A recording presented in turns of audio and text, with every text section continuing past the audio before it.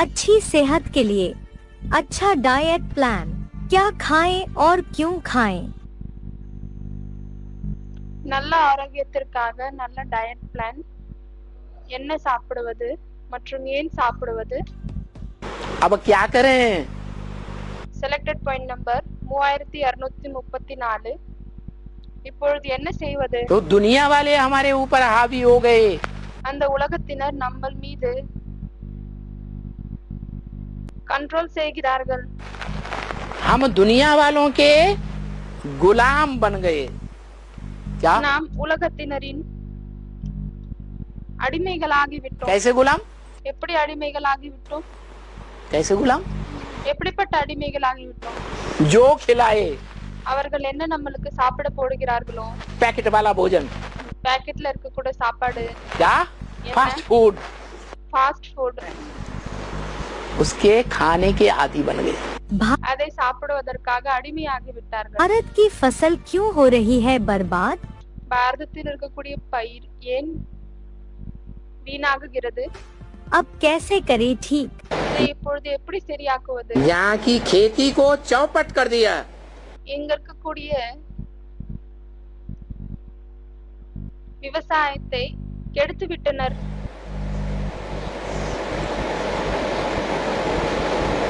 इन विदेशियों ने இந்த வெளிநாட்டை சேர்ந்தவர்கள்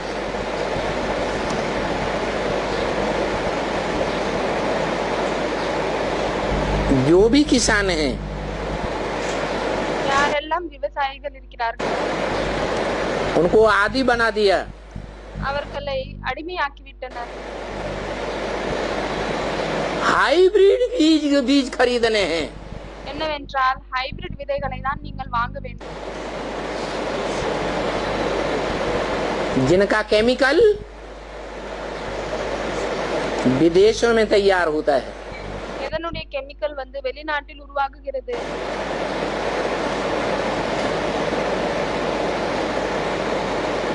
हाइब्रिड हर साल महंगा होता जाता है। ஹைபிரிட் ஒவ்வொரு வருடமும் அதனுடைய எக்ஸ்பென்ஸ் காஸ்ட் அதிகமாகி கொண்டே செல்கிறது.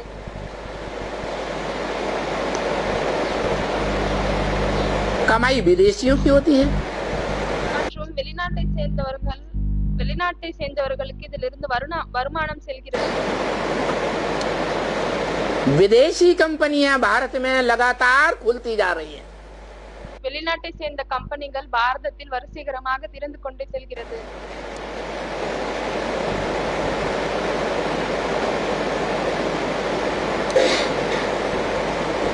और हाइब्रिड से जो फसल तैयार होती है மற்றும் ஹைபிரிட் மூலமாக என்ன பயிர் வருகிறதோ वो केमिकल खाद के बगैर तैयार नहीं हो सकती। அது கெமிக்கல் இல்லாத உரம் மூலமாக அது வரவே வராது. हर साल उस केमिकल खाद का दाम दोगुना तिगुना होता जाता है। மற்றும் ஒவ்வொரு வருடமும் அந்த கெமிக்கலுடைய உரம், அந்த உரத்தின் காஸ்ட் 2 மடங்கு 3 மடங்கு அதிகரித்து கொண்டே செல்கிறது. इतना ही नहीं, இது மட்டும் இல்லை, उस केमिकल से बने हुए अनाज में அந்த கெமிக்கல் மூலமாக உருவாக்கப்பட்ட தானியத்தில், असल में பயிரில் हर साल कीड़ों की संख्या बढ़ती जाती है। ஒவ்வொரு வருடமும் புழுக்களுடைய எண்ணிக்கை அதிகரித்து கொண்டேதான் செல்கிறது. उन कीड़ों को मारने के लिए और ऊपर से महंगी महंगी केमिकल दवाइयां छिड़की जाती हैं। மற்றும் அந்த பூச்சிகளை, புழுக்களை சாவடிப்பதற்காக இன்னுமே காஸ்ட்லியான கெமிக்கலை தான் அதன் மீது போடுகிறார்கள். पुरानी दवाई काम नहीं करती है பழைய மருந்து வேலைக்கு உபயோகத்தில் வருவதில்லை. तो और महंगी दवाइयां बताई जाती हैं। அப்பொழுது இன்னும் காஸ்ட்லியான மருந்துகளை பற்றி சொல்லப்படுகிறது. सैकड़ों की खर्च वाली दवाइयों को छोड़ो, ஆயிரக்கணக்கான செலவை கொடுக்கக்கூடிய மருந்துகளை விடுங்கள். हजारों हजार रुपया खर्च करके जो दवाइयाँ आती हैं वो काम करेंगी. லட்சக்கணக்கான கோடிக்கணக்கான செலவை கொடுத்து மருந்துகளை வாங்குவது விடுங்கள்.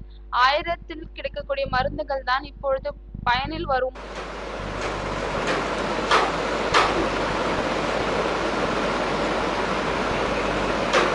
उस केमिकल का अनाज खाने से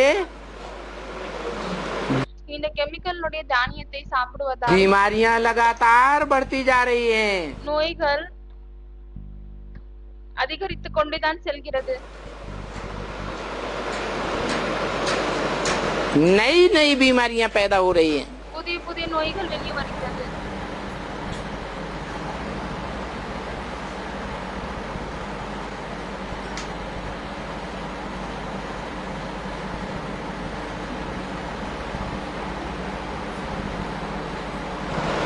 भारत भूमि की हालत खराब हो रही है.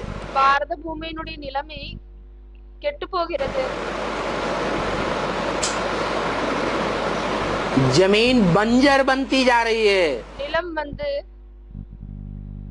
தரிசு நிலமாகிக் கொண்டு செல்கிறது.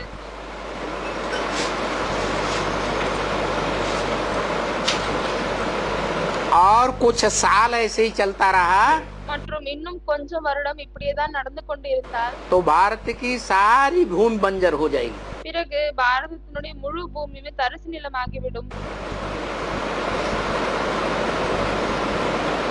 ऐसे दुष्चक्र में इन विदेशियों ने फंसाया हुआ है.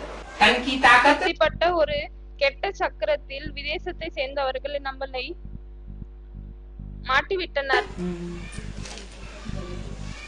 जो खाद का भोजन है, உடலினுடைய சக்தி என்ன உரம் போட்ட சாப்பாடு இருக்கிறதோ, खाद உரம் केमिकल केमिकल கெமிக்கல் இருக்கிறது. डाल करके खेती में चास पैदा की जाती है ना, खेती கெமிக்கலை போட்டுவிட்டு வயல் வேலை பார்க்கறாங்க இல்லையா?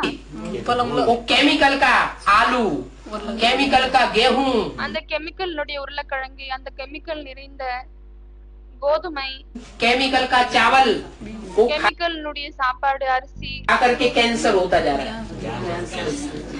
ब्लड அதை சாப்பிட்டு கொண்டு செல்வதால் தான் கேன்சர் வருகிறது. प्रेशर बढ़ता जा रहा है. பிளட் பிரஷர் அதிகமாகி கொண்டே செல்கிறது. तो इससे फायदा नहीं हो रहा है. जो अनाज हम खा रहे हैं उससे और ही ज्यादा नुकसान हो रहा है. ஆகவே எந்த தானியங்களை நாம் சாப்பிடுகிறோமோ அதன் மூலமாக எந்த ஒரு பலனும் கிடைப்பதில்லை. அதன் மூலமாக இன்னுமே நஷ்டம் தான் ஏற்பட்டு கொண்டே செல்கிறது. बाप कहते हैं தந்தை मैं சொல்கிறார், तुम्हें गुरु मंत्र देने आया हूँ. நான் உங்களுக்கு வந்து குரு மந்திரத்தை கொடுக்க வந்திருக்கிறேன். जैसा अन्न वैसा मन बनेगा. எப்படிப்பட்ட சாப்பாடு இருக்கிறதோ அப்படிப்பட்ட மனம் தான் உருவாகும். श्रेष्ठ अच्छा अन्न खाएंगे, சிரேஷ்டமான நல்ல சாப்பாடை சாப்பிட்டால் अच्छा मन बनेगा. அப்பொழுது மனம் நல்ல மனமாகும். जानवरों का मांस खाएंगे तो जानवर बुद्धि बनेगी. விலங்குகளினுடைய சதையை சாப்பிட்டால் பிறகு புத்தியும் விலங்குகள் போல்தான் ஆகும். इसलिए அதனால் अन्न का सुधार करो. நீங்கள் சாப்பிடும் சாப்பாடை சுதாரித்துக் கொள்ளுங்கள். इसलिए ये अन्न सुधार करने के लिए आजकल नए नए तरीके निकल रहे हैं.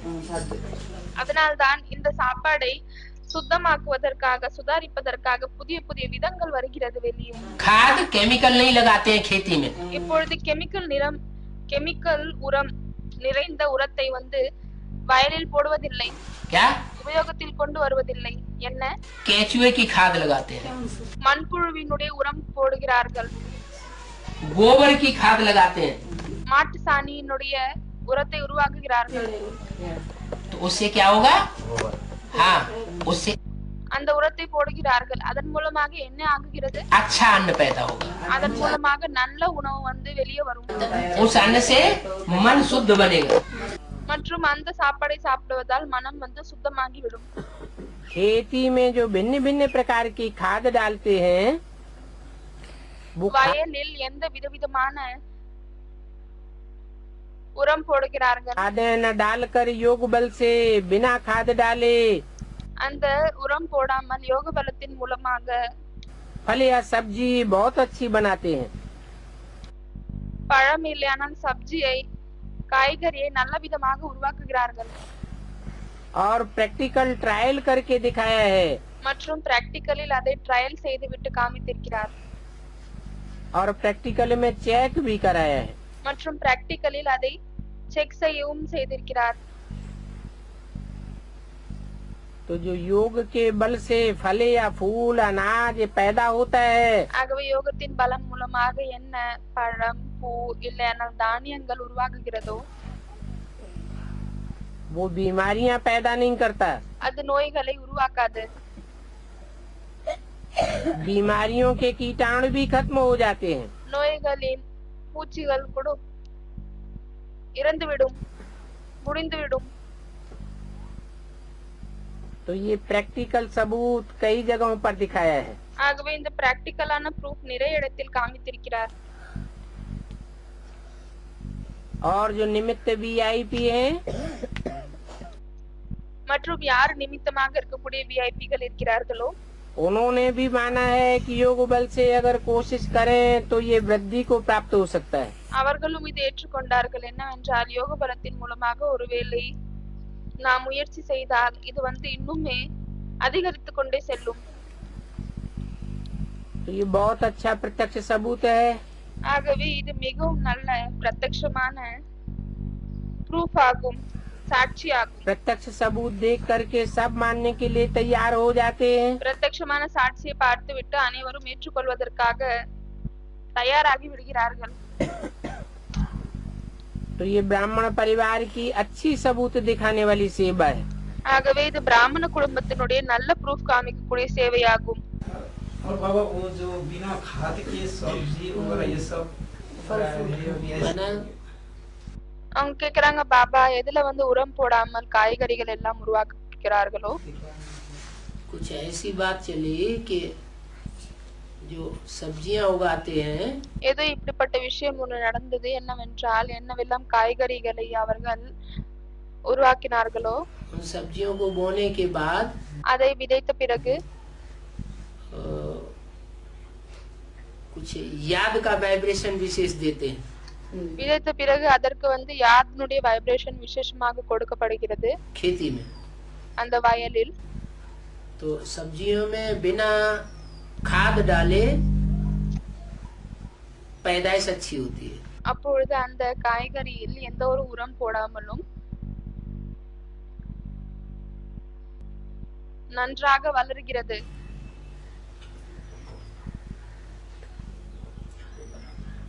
तो सतयुग में क्या होगा ஆகவே சத்யுகத்தில் என்ன ஆகும் सतयुग में खाद डालेंगे क्या சத்யுகத்தில் என்ன எரு போடுவீர்களா लेकिन जो भी पैदाइश होगी फल फूल सब्जियां होगी ஆனால் என்னவெல்லாம் அதுல இருந்து வெளியே வரக்கூடியது இருக்கிறதோ பழம் பூக்கள் காய்கறிகள் वो अच्छे होंगे அது நல்லதுதான் இருக்குமா या कीड़ों वाले होंगे இல்லையானால் புழு பூச்சி இருக்கக்கூடியதாக இருக்குமா उसका कारण क्या है அதனுடைய காரணம் என்ன अच्छे वाइब्रेशन हो तो होंगे देवताओं தேவதைகளுடைய வைப்ரேஷன் நல்ல வைப்ரேஷன் ஆக இருக்கும் देवताओं के वाइब्रेशन अच्छे होंगे तो पैदाइश भी नेचुरल सब अच्छी ही अच्छी होगी தேவதைகளுடைய வைப்ரேஷன் நல்லா இருக்கும் பொழுது அங்க இருந்து எல்லாமே வெளியே வரக்கூடியதும் நல்லதுதான் இருக்கும் क्या खाएं मोटा अनाज खाओ என்ன சாப்பிடுவது बाजरे की रोटी खाओ தடியாக இருக்கக்கூடிய தானியங்களை சாப்பிடுங்கள் பாஜராவின் ரொட்டியை சாப்பிடுங்கள் और सब्जी और दाल में तो ज्यादा खर्च होगा மற்றும் சப்ஜி மற்றும் பருப்பை நாம் வாங்கினால் அதில் நிறைய செலவு இருக்கிறது इसलिए दूध दही जो होता है ना उसकी छाछ बनाओ அதனாலதான் என்ன செய்யுங்க பால் இல்லையானா தயிர் இருக்கிறது இல்லை அதுல மோர் உருவாக்குங்க और उस छाछ में बाजरे की रोटी भिगो भिगो के खाओ மற்றும் அந்த மோரில் கம்பு ரொட்டியை ஊற வச்சு சாப்பிடுங்க जिनको बुखार आ रहा था और जिनको खांसी थी दमा के मरीज भी थे யாருக்கு அந்த நேரத்தில் ஜுரம் வந்ததோ இல்லையானால் இரும்பல் சளி இருந்ததோ இல்லையானால் அஸ்தமா பேஷண்ட் கூட இருந்தாங்க उन्होंने भी खाया அவர்கள் கூட சாப்பிட்டாங்க. क्या? என்ன? ढोढा और छाछ கம்பு ரொட்டி மற்றும் மோரு. और स्वस्थ बने रहे। அப்பொழுது கூட அவர்களின் ஆரோக்கியம் நல்லா இருந்துச்சு. बाबा ने मिसाल दिया शुरुआत में। அதனால்தான் பாபா ஆரம்ப காலகட்டத்தினுடைய எடுத்துக்காட்டை கொடுத்திருக்கிறார். ढोढा रोटी खिलाते थे, கம்பு ரொட்டியை கொடுத்தாங்க. छाछ और बाजरे की रोटी மோர் மற்றும் கம்புனுடைய ரொட்டி और हृष्ट पुष्ट रहते थे। மற்றும் நல்லாதான் இருந்தாங்க. ஆரோக்கியம் நல்லா இருந்துச்சு. और क्या? அவங்க கேக்குறாங்க பாபா பிறகு கடைசியிலும் கூட இப்படிதான் நடக்குமா? பாபா சொல்றாரு அப்படி இல்லன்னா வேற என்ன நடக்கும்? लालू सबसे अच्छा भोजन। மிகவும் நல்ல சாப்பாடு என்னவென்றால் பருப்பு, சாதம் மற்றும் உருளைக்கிழங்கு.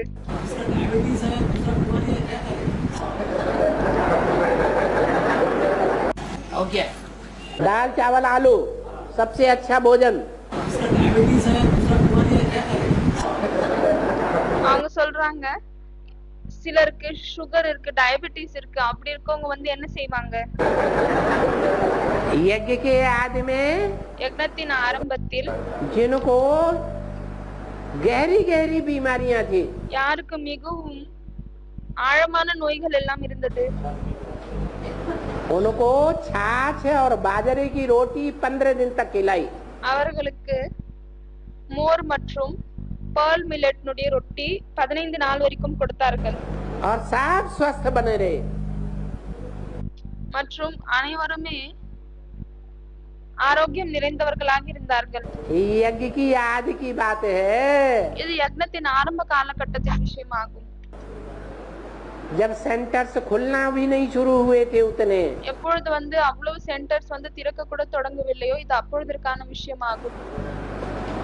ये भावना जो है वो बहुत बड़ी चीज है। இந்த பாவனை என்ன இருக்கிறதோ அது மிகவும் ஒரு பெரிய விஷயமாகும். जहाँ सात्विक भावना होती है, எங்க வந்து சத்தோபிரதானமான பாவனை இருக்கிறதோ वहाँ बात ही बदल जाती है। அங்க வந்து விஷயமே மாறிவிடும். कितना भी अच्छा डॉक्टर हो, वैद्य हो, हकीम हो, எவ்வளவு நல்ல டாக்டராக இருந்தாலும் சரி, வைத்தியராக இருந்தாலும் சரி, उसके ऊपर अगर भावना नहीं है, विश्वास नहीं है, ஒருவேளை அவங்க மீது நம்மளுக்கு பாவனை இல்லை, நம்பிக்கை இல்லை அப்படின்னா तो दवाई काम ही नहीं करेगी। அப்பொழுது மருந்து வந்து வேலையே செய்யாது. तो क्या करोगे? ஆகவே என்ன दाल செய்வீர்கள்? चावल आलू खाना शुरू करोगे या नहीं? பருப்பு, சாதம், உருளைக்கிழங்கை சாப்பிடுவது நீங்க தொடங்குவீங்களா இல்லையா? है जबरदस्ती भावना पैदा करोगे। அவங்க சொல்றாங்க ஆரம்பிப்போம் பாபா. அதுக்கு பாபா கேக்குறாரு வலுக்கட்டாயமாக பாவனையை உருவாக்குவீங்களா என்ன? जितने भी धान्य है, अनाज है, उनमें जौ की क्या विशेषता है? எவ்வளவெல்லாம் தானியங்கள் இருக்கிறது, அதுல பார்லி இருக்கு, அதனுடைய விசேஷ தன்மை என்னவாகும்?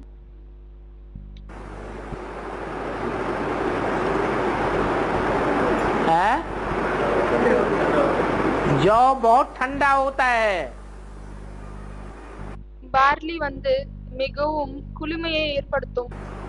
सभी अनाजों में எல்லா தானியத்திலும் அது குளிர்ச்சியை கொண்டு வரும். कौन सा अनाज होता है जो बहुत ठंडा दिमाग रखता है?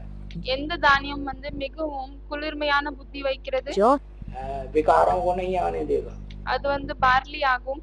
அது எந்த ஒரு விகாரத்தையும் வரவிடாது.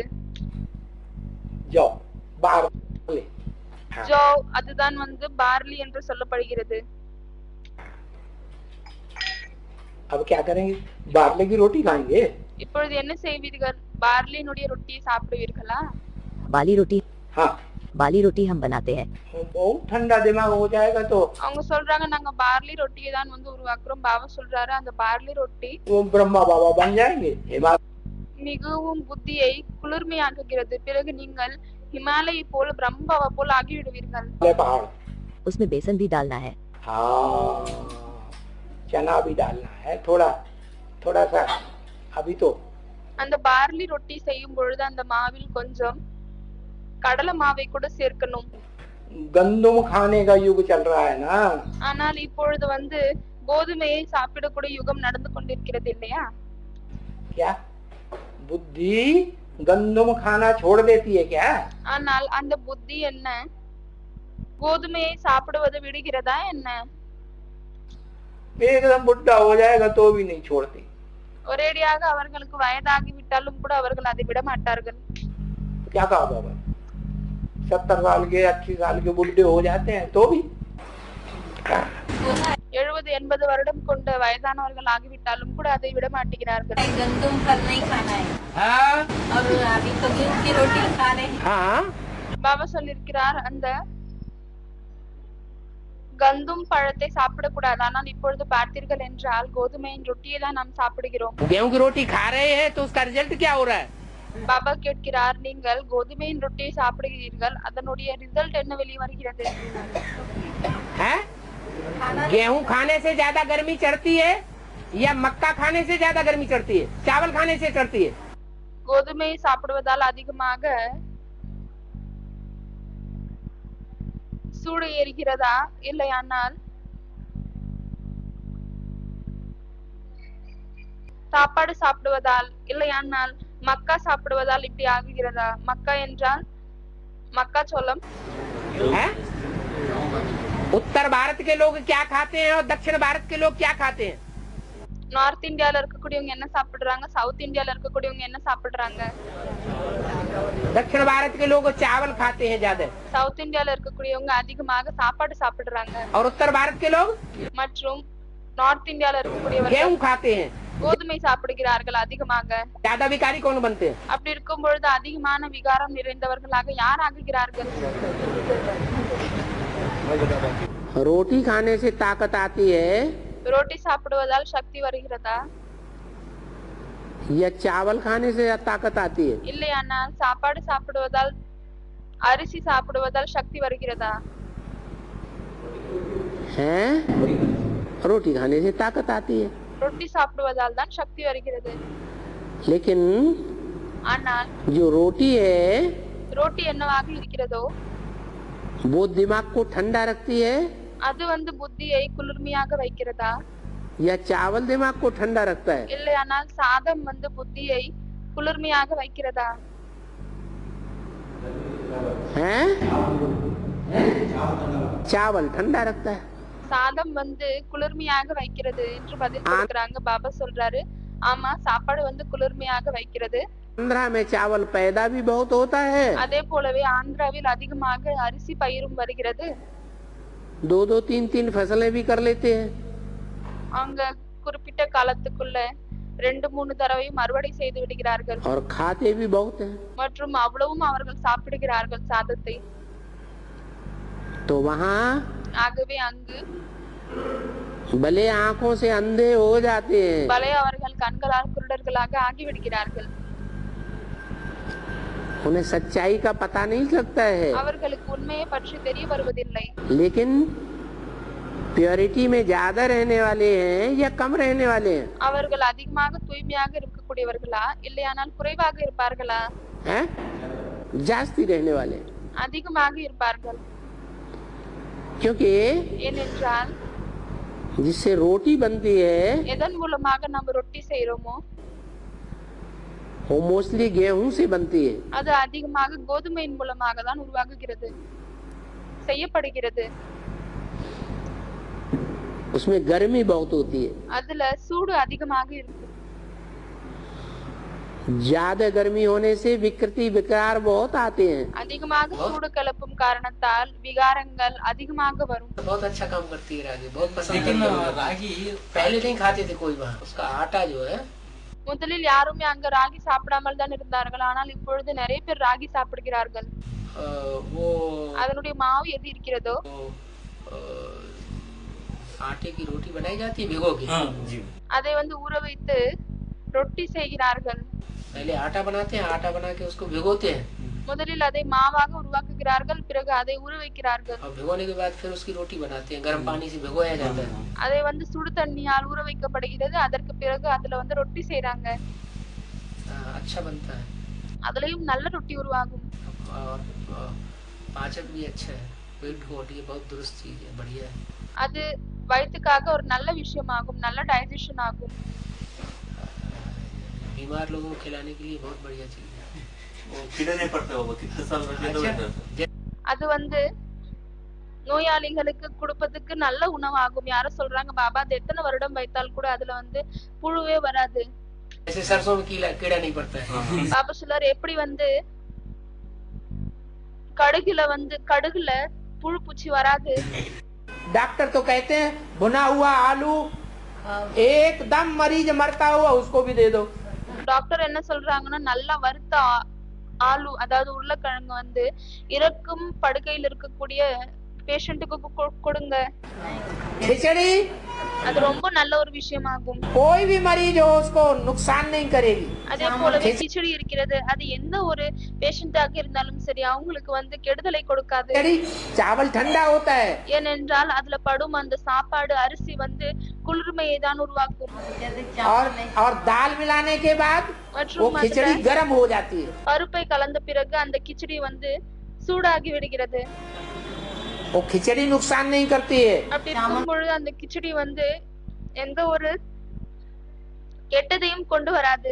और सवेरे को जल्दी उठाई देगी। அதே போலவே காலை पेट சீக்கிரமாக எழுப்பிவிடும். जल्दी खाली हो जाएगा। வயிறு சீக்கிரமாக காலி ஆகிவிடும். अमृत वेला सुहाना होगा। அமிர்த வேலை வந்து நல்லா செய்யலாம். पेट खराब नहीं होगा। வயிறு கெட்டு போகாது. पुरुषार्थ करने के लिए पेट में सिर्फ रोटी जानी चाहिए, 2। புருஷார்த்தம் செய்வதற்காக வயித்துல வெறும் 2 ரொட்டி தான் போக வேண்டும். भले चावल कड़ी जाए பலை வந்து சாப்பாடு மற்றும் மோர் குழம்பு கூட போகலாம். तो भी पुरुषार्थ चलता रहेगा। அப்பொழுது கூட புருஷார்த்தம் நடந்து கொண்டே தான் இருக்கும். कोई जरूरी नहीं है कि पुरुषार्थ करने के लिए 36 प्रकार के भोग मिलते रहे तभी अच्छा पुरुषार्थ होगा। 36 वகையான சாப்பாடு கிடைத்துக் கொண்டிருந்தால் தான் புருஷார்த்தம் நல்லா நடக்கும். இது ஒன்றும் அவசியம் இல்லை. डॉक्टर लोग चावल और मटन वगैरह खाने के लिए मना करते हैं। कौन लोग? तभी अच्छा पुरुषार्थ होगा। डॉक्टर लोग चावल और मटन वगैरह खाने के लिए मना करते हैं। करने के लिए 36 प्रकार के भोग मिलते रहे तभी अच्छा पुरुषार्थ होगा। डॉक्टर लोग चावल और मटन वगैरह खाने के लिए मना करते हैं। कौन? அவங்க சொல்றாங்க டாக்டர் வந்து சாதம் மற்றும் மட்டர் டமாட்டர் இதெல்லாம் சாப்பிடக்கூடாதுன்னு சொல்றாங்க. பாபா கேக்குறாரு யாரு? டாக்டர்னு சொல்றாங்க. लौकिक दुनिया में லௌகிக உலகத்திலையா डॉक्टर लोग, டாக்டர்களா? शिव बाबा से बड़ा डॉक्टर कोई है? சிவபாபாவை விட பெரிய டாக்டர் யாராவது இருக்காங்களா? शिव बाबा ने तो मुरली में बोला है सबसे अच्छा भोजन है दाल चावल और आलू। அதனால் சிவபாபா முரளியில் என்ன சொல்லியிருக்கிறார்? மிகவும் நல்ல சாப்பாடு எது? சாதம், பருப்பு, உருளைக்கிழங்கு. अगर दिल जाती है ஒருவேளை மனம் செல்கிறது और सुगंधित खाने में எப்படின்னா அந்த நறுமணம் நிறைந்த சாப்பாடுக்கு பக்கம் या चलो कोई मीठी चीज खाने में रसगुल्ला खाने में या இல்லையானால் ஏதாவது இனிப்பு சாப்பிடுவதற்காக ரசகுல்லா சாப்பிடணும்னு தோணுது. कोई भी चीज ऐसी ஏதாவது இப்படிப்பட்ட பொருள் இருந்தாலும் சரி है तो चोर है या नहीं? அப்படி இருக்கும் பொழுது நம்ம திருடர்கள் ஆகி விட்டோமா இல்லையா? दिल तो नहीं जानी चाहिए மனம் அதற்கு பக்கம் போக கூடாது இல்லையா? है? हाँ तो बताया असंख्य चोर हराम खोर उनकी संख्या नहीं गिनी जा सकती। அதனால்தான் சொல்லிருக்காங்க இந்த உலகத்தில் நிறைய திருடர்கள் இருக்கிறாங்க. அவங்களுடைய எண்ணிக்கை நம்மளால எண்ண முடியாது. क्योंकि 500-700 करोड़ मनुष्यों की तो संख्या गिनी जा सकती है। ஏனென்றால் 500-700 கோடி ஆத்மாக்களுடைய எண்ணிக்கை வந்து நம்ம எண்ணலாம். है? गिनते हैं எண்ணுகிறார்கள். 700-750 करोड़ जो भी बताई हैं मनुष्य आत्माएं 700 இல்லையானால் 750 கோடி எதை சொல்லப்பட்டிருக்கிறதோ சாஸ்திரத்தில் उनकी संख्या तो गिनी जाती है लेकिन ये அவங்களுடைய எண்ணிக்கை வந்து எண்ணப்படுகிறது. ஆனால் असंख्य चोरों की संख्या गिनी जा सकती है இந்த அளவில்லாத திருடர்களுடைய எண்ணிக்கை நம்மளால செய்ய முடியுமா? नहीं। எண்ண முடியுமா? எண்ண முடியாது. असंख्य पापी நிறைய பாவம் செய்யக்கூடியவர்கள் पाप कर जाएं, நிறைய பாவம் செய்து விடுகிறார்கள். असंख्य भाण खाएं। क्या भाण क्या होता है? व्यभिचारी बने हैं? अरे நிறைய விபச்சாரமாகுகிறார்கள். श्रीमत है क्या? अरे श्रीमत என்னவாக இருக்கிறது? श्रीमत क्या है? श्रीमत क्या है बच्चे? सबसे अच्छा भोजन है क्या? दाल चावल और आलू. हाँ. अरे श्रीमत என்னவாகும் குழந்தைகளே? நல்ல சாப்பாடு எது? சாதம், பருப்பு மற்றும் உருளைக்கிழங்கு ஆகும். तो उसके अलावा और कोई चीज में अगर दिल जाती है तो चोर की लिस्ट में हुआ कि नहीं? ஆகவே அந்த பொருட்களை தவிர வேறு எதிலாவது மனம் செல்கிறது என்றால் நாம் திருடர்களின் லிஸ்ட்ல இருக்கிறோமா இல்லையா? वो चाहता है कि हाँ बढ़िया चीज खाने को मिले तो चोर हुआ या नहीं? வாய் வந்து நல்ல நல்ல பொருட்களை சாப்பிடணும் என்று கேட்கிறது. அப்படி இருக்கும் பொழுது திருடர்கள் ஆகினோமா இல்லையா? திருடர்கள் ஆகினோம். असंख्य बाण खाते हैं, ऐसे ऐसे बहुत कुछ नानक ने कहा. आलू के நிறைய व्यभिचारத்தில் செல்கிறார்கள். இப்படி வந்து நிறைய நானक சொல்லி இருக்கிறார். बारे में तो ऐसा कहते हैं बटाटे माना सिर में बटाटे भर जाएंगे, सिर में आलू ही आलू हो जाएंगे तेरे सिर में. आलू हो जाएंगे तो क्या? அவங்க சொல்றாங்க உருளைக்கிழங்குக்காக இப்படி சொல்லப்படுகிறது. உருளைக்கிழங்கை சாப்பிட்டால் புத்தியில் உருளைக்கிழங்கு தான் வந்து விடும் என்று. में सबसे ज्यादा आलू पैदा होता है. आलू की सब्जी सब्जियों में सबसे जास्ती मुख्य सब्जी है. பாபா சொல்றாரு உருளைக்கிழங்குனுடைய சப்ஜி காய் எல்லா காய்கறியிலும் முக்கியமான காயாகும். सब्जी मत कहो, उसको शिवजी कहो. அத வந்து சப்ஜி என்று சொல்லாதீர்கள், சிவ்ஜி என்று சொல்லுங்கள். आलू गोल गोल स्थापन कर दो, உருளைக்கிழங்கை உருண்டையாக அங்க வைத்து விடுங்க. बन जाएगा. அப்பொழுது அது எப்படி தென்படும்? शिव बाबा बन जाएगा. அது சிவபாபா ஆகிவிடும். वो शिव बाबा फरुखाबाद में ही सबसे जास्ती पैदा होता है. அந்த சிவபாபா ஃபருக்காபாத்ல தான் அதிகமா கிடைக்கிறது. आलू खाएंगे तो पेट इसलिए में दर्द फरुखाबाद के लोग आलू खाते हैं. मालिक को बहुत मानते हैं. அதனால்தான் ஃபருக்காபாத்ல இருக்கக்கூடியவங்க எஜமானரை அதிகமாக ஏற்றுக்கொள்கிறார்கள்.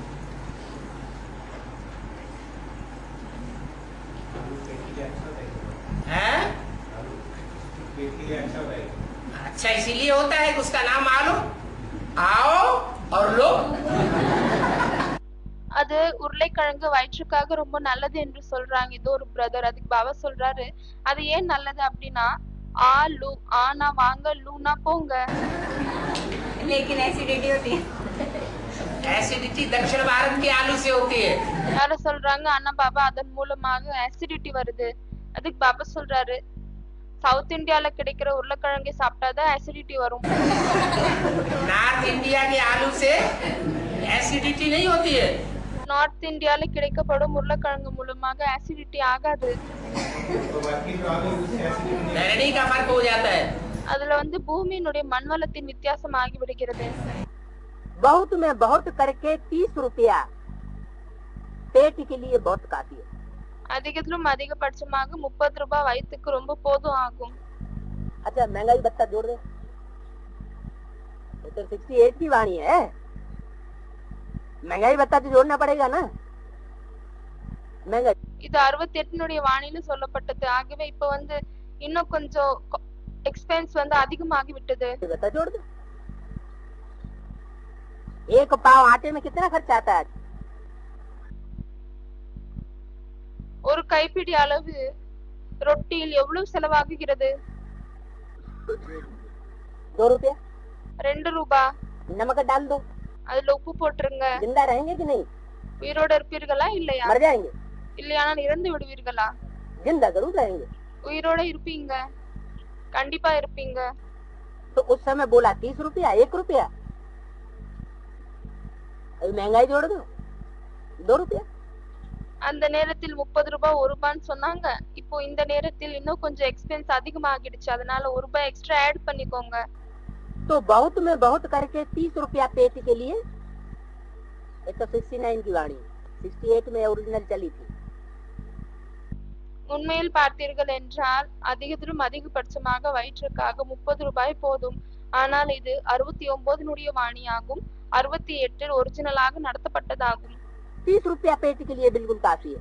30 ரூபாய் வயிற்றுக்காக கண்டிப்பாக போதும். 1 रुपया रोज, 1 ரூபாய் தினமும், बल्कि होना तो चाहिए 8 आना. ஆனால் பாபா என்ன சொல்றாருன்னா 1 ரூபாய் இல்லாமல் 50 காசு தான் இருக்க வேண்டும். है? हाँ, पाव भर आटा, उस समय तो आटा ही 2 रुपया था, 1.5 रुपया. அந்த நேரத்தில் மாவே 2 ரூபாய்தாக இருந்தது. सिर्फ दूध और चाय की आदत छोड़ दें. முற்றிலும் பால் மற்றும் டீக்கான பழக்கத்தை விட்டு விடுங்கள். 8 आने में भी काम चल सकता है. 50 காசுல கூட வாழ்க்கை ஓடலாம். फ्रूट चाहिए, यह चाहिए, तो फिर पैसे भी चाहिए. பழம் வேணும், இது வேணும், அப்படி இருக்கும் பொழுது பிறகு பணமும் தேவைப்படுகிறது. पेट के लिए 2 रोटी, 8 आना काफी है. வயிற்றிற்காக 2 ரொட்டி, அப்படியானால் 50 காசு போதும். कोई सपूत बच्चा एक दिन रोटी बनाए, खाए और दिखावे. யாராவது நல்ல குழந்தைகள் ஒரு நாள் ரொட்டி செஞ்சு காமிங்க, பிறகு அதை சாப்பிடுங்க. क्या कहा? என்ன சொன்னார்?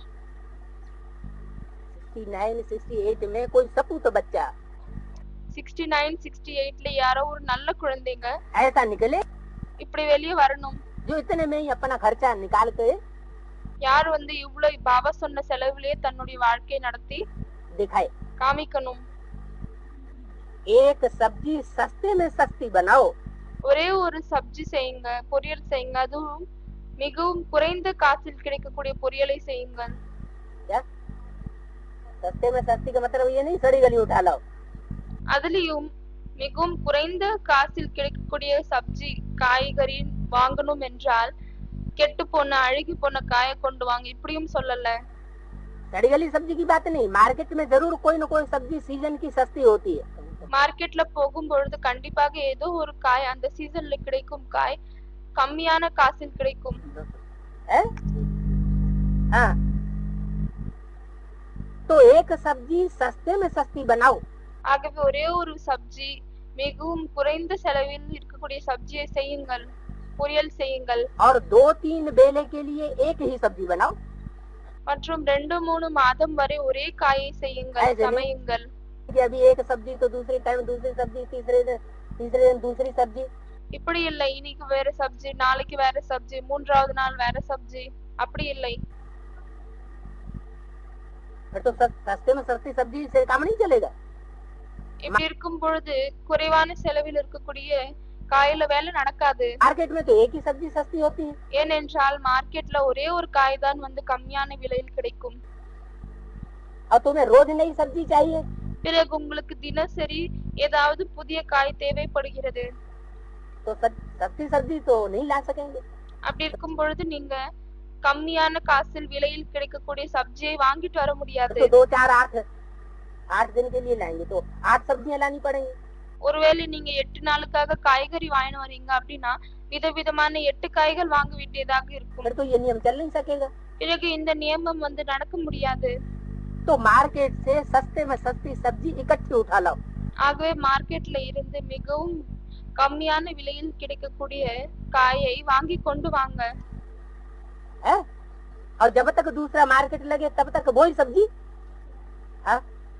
பிறகு எப்பொழுது வரை அடுத்த மார்க்கெட் போடலையோ அப்பொழுது வரை நீங்கள் அதே காயை யூஸ் பண்ணுங்க. एक ही सब्जी बनाओ. ஒரே காயை செய்யுங்க, சமையுங்கள். रोटी बना दो. ரொட்டி செஞ்சு விடுங்கள். इसको बासी थोड़े ही कहेंगे. அந்த ரொட்டியை பழைய ரொட்டி என்று சொல்ல முடியுமா என்ன? मुसाफरी पर 4 दिनों का भी भोजन ले जाते हैं ना. எங்கேயாவது தூரமாக யாத்திரையில் செல்லும் பொழுது 4 நாள் கூட ரொட்டியை வச்சு சாப்பிடுறாங்க இல்லையா? पेट में तो सभी ठंडी हो जाती है. வயிற்றில் சென்று விட்டு அனைத்தும் குளிர்மையாகி விடுகிறது. इसमें कोई नुकसान की बात नहीं है. இதுல எந்த ஒரு நஷ்டத்திற்கான விஷயம் இல்லை. कोई भी बात पर हिर जाने से फिर कुछ भी हो सकता है. ஏதாவது ஒரு விஷயத்தில் நாம் உறுதியாக நின்று விட்டோம் என்றால் அதன் மூலமாக என்ன வேணாலும் நடக்கலாம். नेचर क्योर वाले कच्ची सब्जी खाने पर हिर जाते हैं। நேச்சர் கியூர் செய்யறவங்க வேக வைக்காத காய்கறியை சாப்பிடும் அந்த நிலையில் உறுதியாக நிற்கிறார்கள். पेट तो सिर्फ 8 आना चाहता है, வயிற்றுக்கு வெறும் 50 காசு போதும். बस रोटी खाई और कोई फुर्रा नहीं। வெறும் ரொட்டி சாப்பிடுங்க, வேற எதுவும் வேணாம். खुद वैसा ही खाना चाहिए जैसा बाबा ने मुरली में बोला। பாபா எப்படி முரளியில் சொல்லியிருக்கிறாரோ நாமும் அப்படியே தான் சாப்பிட வேண்டும். मार्केट से जो सस्ती में सस्ती सब्जी हो, மார்க்கெட்ல என்ன மிகவும் கம்மியான விலையில் கிடைக்கக்கூடிய காய் இருக்குமோ सो एक सब्जी उठा लो, அந்த ஒரே ஒரு காயை மட்டும் கொண்டு வாங்க. 3-4 दिन के लिए इकट्ठी उठा लो, मुरली में बोला। 3-4 வரை கூட அதை ஒரேடியாக எடுத்து வாங்க, இப்படி முரளியில சொல்லியிருக்கிறார். सस्ते में सस्ता जो एक फल हो सो उठा लो। மிகவும் குறைந்த விலையில் கிடைக்கக்கூடிய ஒரு பழம் இருக்கும், அதை கொண்டு வாங்க. 3-4 दिन के लिए एक ही फल उठा लो सीजन का। அந்த सीजन சீசன்ல கிடைக்கக்கூடிய பழத்தை 4 நாள் வரை கூட கொண்டு வாங்க. सस्ता होता है। ஏன்னா சீசன்ல கிடைக்கக்கூடிய பழம் விலை கம்மியாக இருக்கும். दूध कौन सा पिए? आज என்ன பாலை குடிக்க வேண்டும்? मनुष्य ज्यादा विकारी है या जानवर ज्यादा विकारी है? இன்றைய நாளில் மனிதர்கள் அதிகமாக விகாரத்தில் இருக்கிறார்களா இல்லையானால் விலங்குகள் விகாரியாக இருக்கிறார்களா? बंदर को छोड़ दो। அதுல குரங்கை விட்டு விடுங்கள். अरे गाय तो सबसे ज्यादा श्रेष्ठ प्राणी है जानवरों के बीच में। அரே, பசும் மாடு அனைத்து விலங்குகளுக்கு நடுவில் சிரேஷ்டமான விலங்கு என்று கருதப்படுகிறது. क्या गौओं की मिसाल कन्या माताओं से दी जाती है। அந்த பசுமாட்டுக்கு கன்யா மாதாக்களோடு ஒப்பிட்டு பார்க்கப்படுகிறது. कन्या माताएं वो तो ह्यूमन गौएं हैं। கன்யா மாதாக்கள் உயிரிருக்கும் ஹியூமன் பசுமாடுகள் ஆவாங்க. उनका मिसाल उन गौओं से क्यों दिया गया? அவர்களுடைய எக்ஸாம்பிள் அந்த விலங்கு பசுமாட்டோடு ஏன் கொடுக்கப்படுகிறது? क्योंकि सीधे स्वभाव की होती है। ஏனென்றால் அவர்கள் கபடமற்றவர்களாக இருப்பார்கள். इसलिए गौ के द्वारा जो दूध निकलता है அதனால் தான் மாடு மூலமாக என்ன பால் வருகிறதோ वो श्रेष्ठ तो माना ही जाता है, அதை சிரேஷ்டமானதாக கருதப்படுகிறது தான். लेकिन गौ का जो मूत्र निकलता है ஆனால் மாடினுடைய சிறுநீர் வெளியே வருகிறது, वो भी लीवर में फायदा करता है। அது கூட லிவருக்கு ரொம்பவே பலன் கொடுக்கிறது.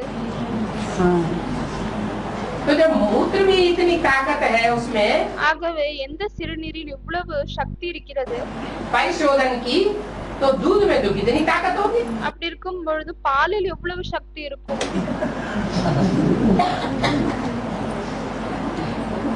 मनुष्य जास्ती विकारी हो गया, மனிதர்கள் அதிகமாக விகாரி ஆகிவிட்டனர். जानवर इतना विकारी नहीं है और गाय तो विकारी होती ही नहीं। விலங்குகள் இவ்வளவு விகாரியாக இருப்பதில்லை மற்றும் மாடு முற்றிலும் விகாரியாகவே இருக்காது. दूध पिएंगे तो जर्सी गाय का दूध पिएंगे जो विदेशों से आई है। பால் குடித்தால் கூட எப்படிப்பட்ட பாலை குடிக்கிறார்கள் என்றால் வெளிநாட்டில் இருந்து வந்திருக்க கூட ஜெர்சி மாட்டு பாலை குடிக்கிறார்கள். क्या? என்ன? जिस जर्सी गाय का दूध पीने से दुनिया भर की बीमारियां पैदा हो रही। அந்த ஜெர்சி மாட்டினுடைய பாலை குடிப்பதால் உலகத்தில் இருக்கக்கூடிய எக்கச்சக்கமான நோய்கள் உருவாகுகிறது. देसी गाय का दूध नहीं पिए। देसी गायों को काटने के लिए डाल देंगे किसके पास? நாட்டு மாட்டினுடைய பாலை குடிப்பதில்லை, ஆனால் அந்த நாட்டு மாடை யாரிடம் அனுப்பி விடுகிறார்கள்? வெட்டுவதற்காக मुसलमानों कसाईयों के पास। கசாப்பு கடைக்காரர் கிட்ட கொடுத்து விடுகிறார்கள், முஸ்லிமிடம் கொடுத்து விடுகிறார்கள். तो दूध को पीने से कैंसर ही कैंसर की बीमारियां हो रही हैं। ஜெர்சி மாடனுடைய பாலை குடிப்பதால் கேன்சர் தான் வருகிறது. उसमें घी का नाम निशान नहीं निकलता। அதுல நெய்யினுடைய பெயர் அடையாளம் கூட வெளியே வராது. आज ऑल इंडिया में देखो இன்று முழு இந்தியாவிலும் பாருங்கள் जर्सी गाय पाल रहे हैं जो ज्यादा दूध देती हैं या देसी गाय पाल रहे हैं जो 1, 2, 3 किलो दूध देती है। ஜெர்சி மாடை வளர்க்கிறார்களா? முழு இந்தியாவிலும் இன்று பார்த்தால் ஜெர்சி மாடை வளர்க்கிறார்களா, இல்லையானால் பசு மாடு, நாட்டு மாடு எது 3 லிட்டர் பாலை வரை கறக்கிறது அதை வளர்க்கிறார்களா? ஜெர்சி காயை தான் வளர்க்கிறார்கள் என்று பதில் கொடுக்கிறார்கள். क्यों? ஏன் அப்படி? क्योंकि भारतवासियों के ऊपर विदेशों का पूरा प्रभाव पड़ गया। ஏனென்றால் பாரத மக்கள் மீது வெளிநாட்டை சேர்ந்தவர்களின் முழுமையான பிரபாவம் ஏற்பட்டு விட்டது. यहाँ तो गायों के दूध में इलायची डालना पड़ती है, इंजेक्शन का दूध मिलता है। இங்கு வந்து மாட்டுப்பாலில் ஏலக்காய் தட்டி போட வேண்டியதாக இருக்கிறது, ஏனென்றால் அதுல இன்ஜெக்ஷன் கலக்கிறார்கள். कैसा भोजन अच्छा होता है? எப்படிப்பட்ட சாப்பாடு நல்லதாகும்? गीता में भी तो लिखा है कटु अम्ल तीक्ष्ण विदायन, ये चीजें नहीं खानी चाहिए। கீதையிலும் ஒரு ஸ்லோகம் இருக்கிறது இல்லையா, அதுல சொல்லப்பட்டிருக்கிறது இப்படிப்பட்ட பொருட்களை சாப்பிடக்கூடாது என்று. अब मिर्च के बारे में बाबा ने तो कुछ नहीं बोला है, लेकिन ज्यादा तीखा खाना अच्छी बात थोड़ी है। பாபா மிளகாய்க்காக எதுவும் சொல்லவில்லை, ஆனால் இது சொல்லியிருக்கிறார் என்னவென்றால் அதிகமாக காரம் சாப்பிடுவது நல்லது இல்லை.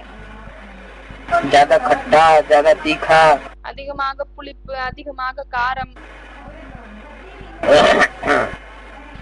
ज्यादा कड़वा, அதிகமாக கசப்பு. बाबा मीठा खट्टा तीखा பாபா இனிப்பு, புளிப்பு, காரம், नमकीन, பிறகு உப்பு, துவர்ப்பு கொண்டது, इन सभी खानों में कौन सा अच्छा होता है? இது அனைத்து சாப்பாடிலும் எது சாப்பிடுவது நல்லதாகும்? बाबा तो मीठा ही अच्छा बताते हैं। பாபா என்ன சொல்றாருன்னா இனிப்பு தான் நல்லதுன்னு சொல்றாரு. डोसा खाना मना है क्या? யார கேக்குறாங்க, பாபா தோசை சாப்பிடுவது சாப்பிடக்கூடாதுன்னு சொல்லிருக்காங்களா என்ன? तली हुई चीज है ना। பாபா சொல்றாரு அது வந்து அழுகி போன கெட்டு போன பொருளாகும் இல்லையா. जो तली हुई चीज है वो पेट को नुकसान करती है। எது வந்து ஃப்ரை பண்ற பொருட்கள் இருக்கிறதோ அது வந்து வயிற்றை கெடுக்கிறது. तलते हैं ना उसको, तेल डाला फिर उसमें इडली का वो डोसा डाला। பாபா யாரோ கேக்குறாங்க, பாபா அது எப்படி ஃப்ரை பண்ண பொருள் ஆகும்? பாபா சொல்றாரு ஃபர்ஸ்ட் எண்ணெய் ஊத்துறாங்க, அதுக்கு மேல இட்லினுடைய மாவு ஊத்துறாங்க, तो तल जाता है ना। அப்படி இருக்கும்போது அது ஃப்ரை ஆகிடுது இல்லையா. तलने से वो पेट को नुकसानदायक है। அப்படி பண்ணும்போது அது வயிற்றை வந்து கெடுக்கிறது. तो जो दही है वो ज्यादा पावरफुल है, क्योंकि जो दही बहुत खाने वाला है उसमें தயிர் சாப்பிடுவது அதிகமா பவர்ஃபுல்லானதா? ஏனென்றால் யாரு வந்து தயிர் சாப்பிடுகிறார்களோ प्रतिरोधनी शक्ति ज्यादा बढ़ती है। அவங்களுக்குள் இம்யூனிட்டி பவர் அதிகமாகுகிறது. कोई भी बीमारियों से लड़ने की ताकत दही खाने वालों में ज्यादा आएगी। யாரு தயிர் அதிகமாக சாப்பிடுகிறார்களோ அவர்களுக்குள் எந்த விதமான நோயையும் சண்டை போடுவதற்காக எதிர்த்து நிற்பதற்கான இம்யூனிட்டி பவர் அதிகமாக வருகிறது. क्या? என்ன? तो बीमारियों के जर्म्सों को काटने वाला दही का कीटाणु है। ஏனென்றால் அந்த நோய்களுடைய ஜெர்ம்ஸை அழிக்கக்கூடியது வந்து தயிரினுடைய தயிர்ல இருக்கக்கூடிய கிருமி வந்து அப்படிப்பட்ட வேலையை செய்கிறது.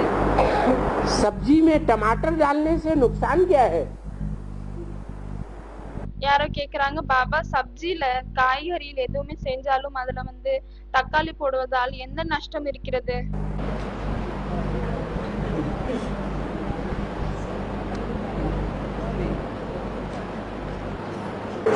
टमाटर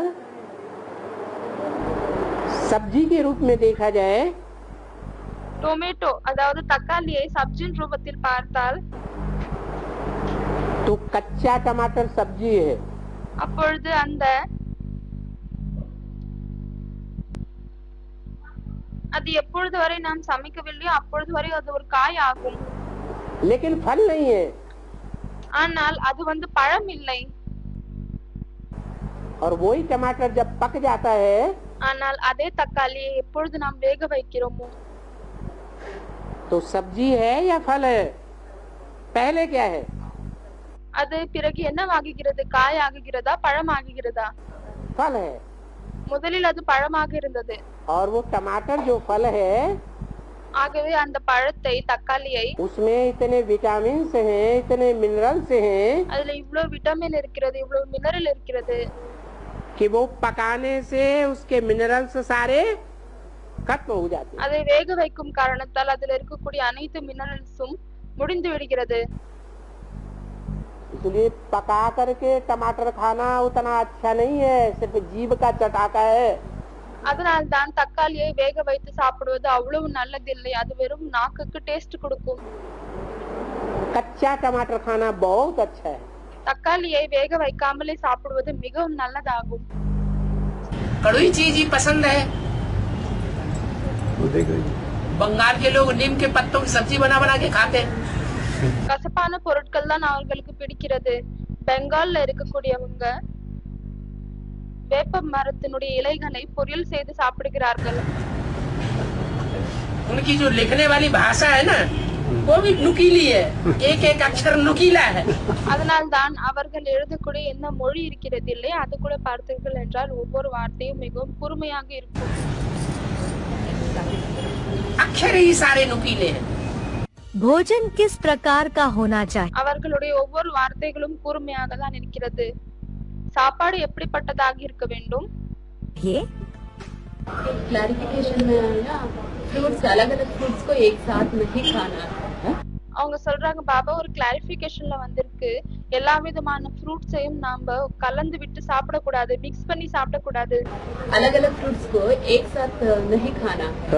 தனித்தனியான பழங்களை ஒரே ஒன்னாக சாப்பிடக்கூடாது என்று ஒரு கிளாரிபிகேஷன்ல வந்துச்சு। वैसे ड्राई फ्रूट्स भी नहीं खाना चाहिए।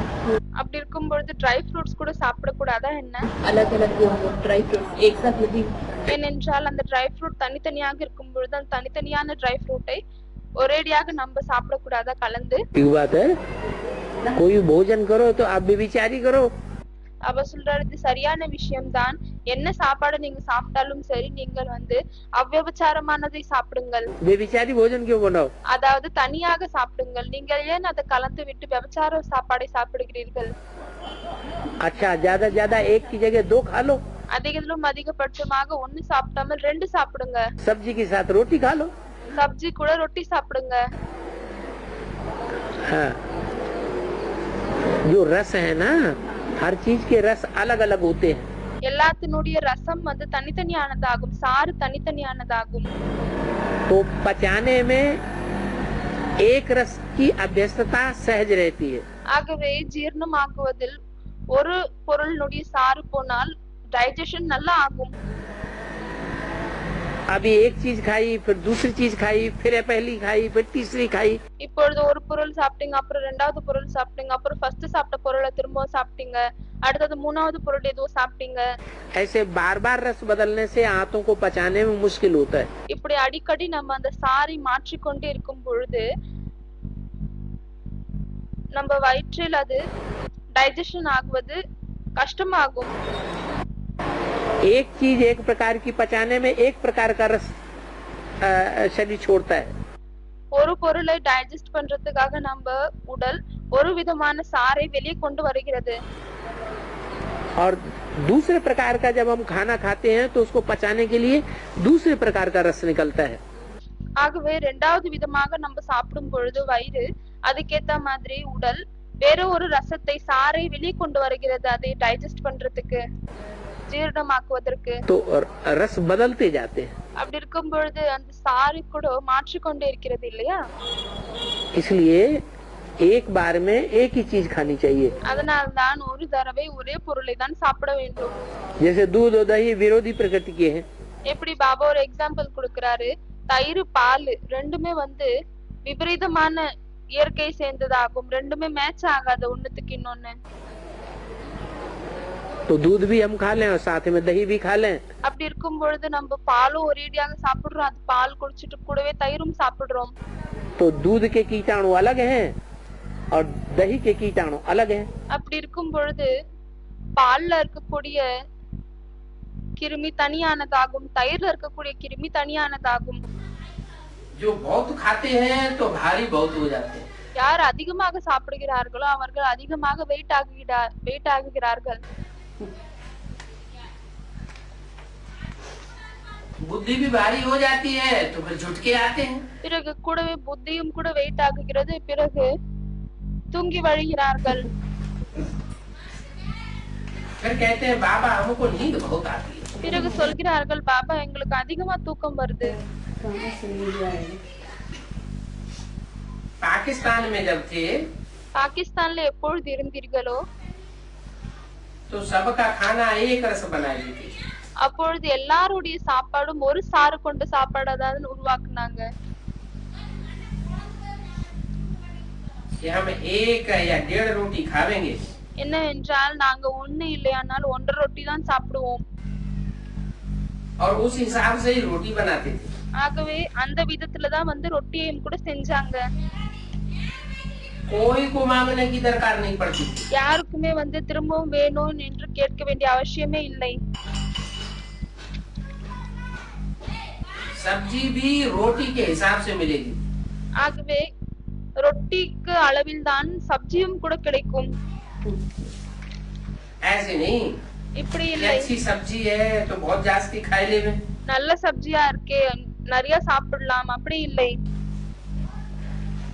अभी तो बहुत बच्चे हो गए हैं तो कंट्रोल नहीं कर सकते हैं।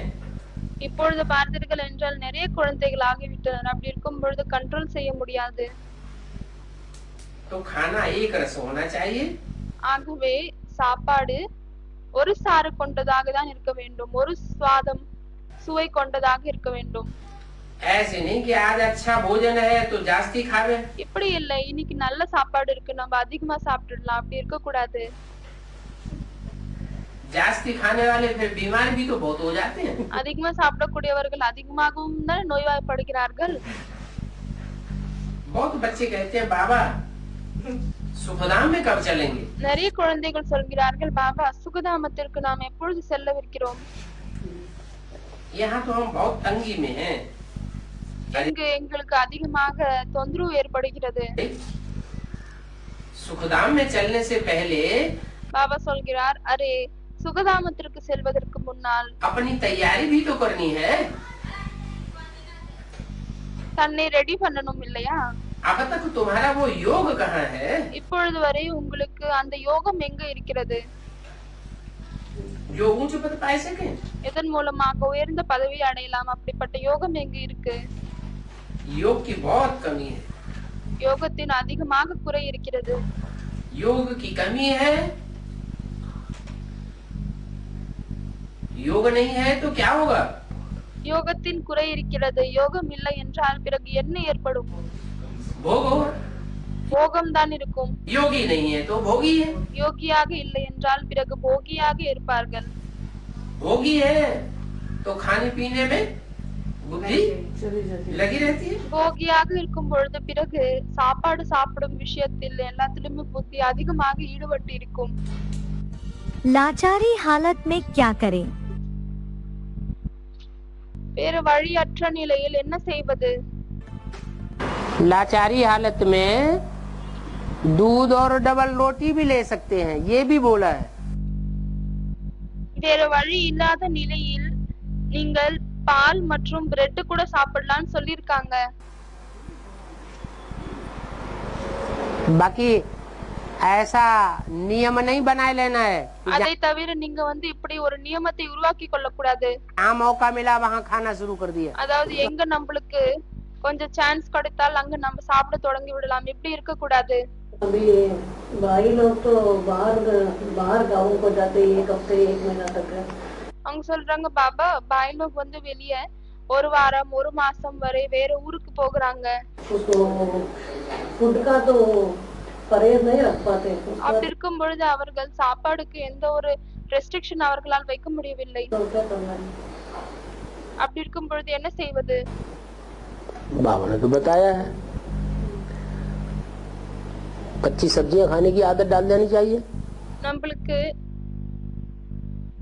ரா வெஜிடபிள் சாப்பிடுற பழக்கத்தை ஏற்படுத்தி கொள்ள வேண்டும். வேக வைக்காத காய்கறியை சாப்பிட பழகி கொள்ளணும்.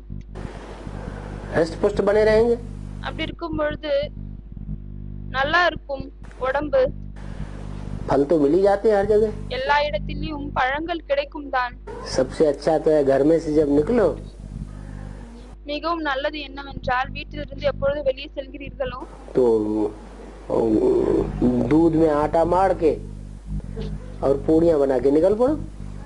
அப்படி இருக்கும் பொழுது மாவில் தண்ணி கலக்காம பால் ஊத்தி பிசைஞ்சு அதுல பூரி சுட்டு எடுத்துன்னு போங்க. 5 दिन तक चलती रहेंगी.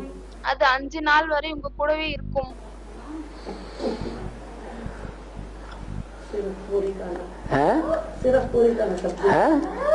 அவங்க கேக்குறாங்க அப்ப இருக்கும் பொழுது பாபா வெறும் பூரி தான் சாப்பிடணும். பாபா சொல்றாரு ஆமா. और क्या? और 3-4 घंटे की दूरी पे जाने क्या बड़ी बात है. जाके फिर वापस लौटाओ 5वें 6ठे दिन. 3 நாள் 4 நாள் தூரத்துல தானே போகிறீங்க. அப்படி இருக்கும் பொழுது பிறகு 5வது நாள் 6வது நாள் வீட்டுக்கு திரும்பிடுவீங்க. அப்படி இருக்கும் பொழுது என்ன செய்யணும்? एक सप्ताह क्यों? जब हमें मालूम है कि हमें खाने का अपना அவங்க சொல்றாங்க பாபா ஒரு வாரம் வெளியே போகிறாங்க. அதுக்கு பாபா சொல்றாரு நம்மளுக்கு முதல்லயே தெரிய வருகிறது நாம் வெளியே போகிறோம். बंद रखना है. அப்படி இருக்கும் பொழுது எல்லாமே ரெடியா வைக்கணும் இல்லையா? तो 5 दिन के बाद वापस लौटाओ फिर दोबारा बनवा के ले जाओ. चाय काफी शरबत. அப்படி இருக்கும் பொழுது நீங்க ரெடியா எடுத்துன்னு போங்க. டீ காஃபி கூல் ட்ரிங்க்ஸ் दूध பால் மோர் ये पानी कहा जाता है. இதை தண்ணீர் என்று சொல்லப்படுகிறது. इसमें उतना दोष नहीं है. இதுல அவ்வளவு தோஷம் இல்லை. लेकिन जो भोजन खाते हैं वो अपने हाथ का बनाया हुआ हो. ஆனால் என்ன சாப்பாடு நாம் சாப்பிடுகிறோமோ அது நம்மளுடைய கைப்படா செய்த சாப்பாடாக இருக்க வேண்டும். ये अपने नजदीकी हो जिनके ऊपर विश्वास हो. இல்லையானால் நமக்கு அருகாமையில் இருக்கக்கூடியவர்கள் யார் மீது நமக்கு நம்பிக்கை இருக்கிறார்களோ அப்படிப்பட்டவர்கள் இருக்க வேண்டும். ये बाप को फॉलो करने वाले हैं. என்னவென்றால் இவங்க தந்தையை ஃபாலோ செய்யக்கூடியவர்கள். उनके हाथ का ही भोजन खाना है. அப்படிப்பட்டவர்களின் கையில் தான் சாப்பிட வேண்டும்.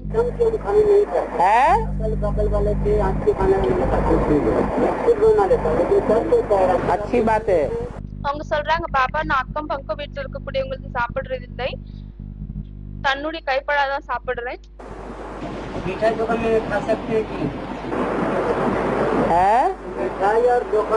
मिठाइयाँ அப்படி கேக்குறாங்க அவங்க. பாபா வெளி கடையில இருந்து ஸ்வீட் வாங்கி சாப்பிடலாமா? अज्ञानी लोग बनाते हैं. பாபா சொல்றாரு அந்த இனிப்பு வகைகள் அஞ்ஞானிகள் உருவாக்குகிறார்களா? विकारी लोग बनाते हैं. விகாரிகள் உருவாக்குகிறார்களா? या निर्विकारी बनाते हैं. இல்லையானால் விகாரம் இல்லாதவர்கள் அதை உருவாக்குகிறார்களா? विकारी लोग बनाते हैं. ऐसे में देखा जाता महीने में விகாரிகள் தான் அதை உருவாக்குகிறார்கள். खाना मिलता है तो नहीं मिलता. அவங்க சொல்றாங்க பாபா இப்படியும் இருக்கு, 15 நாள் சாப்பாடு கிடைக்குது, 15 நாள் கிடைப்பதில்லை. அப்படி இருக்கும் பொழுது என்ன செய்வது? யாரோ சொல்றாங்க பாபா அப்படி இருக்கும் பொழுது பிரெட் சாப்பிடலாம் இல்லையா? जिनकी लाचारी हालत है. பாபா சொல்றாரு யாருக்கு வேற வழி இல்லைன்னு தெரிகிறதோ उनके लिए बोला है दूध और डबल रोटी भी खा सकते हैं. அவர்களுக்காக சொல்லப்பட்டிருக்கிறது அவர்கள் பால் மற்றும் பிரெட் கூட சாப்பிடலாம். क्योंकि डबल रोटी हाथ से छुई नहीं जाती है. பாபா சொல்றாரு ஏனென்றால் அந்த பிரெட் செய்யறவங்க கையால் தொட மாட்டாங்க. आजकल मशीन मेड ब्रेड बनाया जाता है. இன்றைய நாட்களில் मशीन मेड ब्रेड உருவாக்குறாங்க. तो जो मशीन से ब्रेड बनाई जाती है ஆகவே எது மிஷின்ல உருவாக்கப்படுகிறதோ பிரெட் उसमें उतना ज्यादा संग का दोष नहीं लगता. அதுல அவ்வளவு சங்கத்தினுடைய தோஷம் ஏற்படாது. अच्छा तो कच्चे फल खाना शुरू कर दो. நல்லதிலும் நல்லது என்னவென்றால் வேக வைக்காத காய்களை சாப்பிட தொடங்கி விடுங்கள். पके फल खाना शुरू कर दो. कच्ची सब्जी खाना, बहुत सी सब्जियां ऐसी होती है. பழுத்த பழங்களை சாப்பிடுங்கள். அதே போல நிறைய காய்கள் எப்படி இருக்கிறது, कच्ची खाई जा सकती है नहीं. எதையும் நாம் அதை வேக வைக்காமலே சாப்பிட முடியும் இல்லையா? हाँ टमाटर खाया जाता कि नहीं. மற்றும் தக்காளியும் கூட வேக வைக்காமல் சாப்பிடப்படுகிறதா இல்லையா? गाजर खाई जाती कि नहीं. கேரட் சாப்பிடப்படுகிறதா இல்லையா? गोभी खाई जाती कि नहीं. கோஸ் சாப்பிடப்படுகிறதா இல்லையா? पत्ता गोभी खाया जाता कि नहीं. முட்டைகோஸ் சாப்பிடப்படுகிறதா இல்லையா? और खाना शुरू कर दो। அப்படி இருக்கும் பொழுது அதை சாப்பிட தொடங்கி விடுங்கள். लेकिन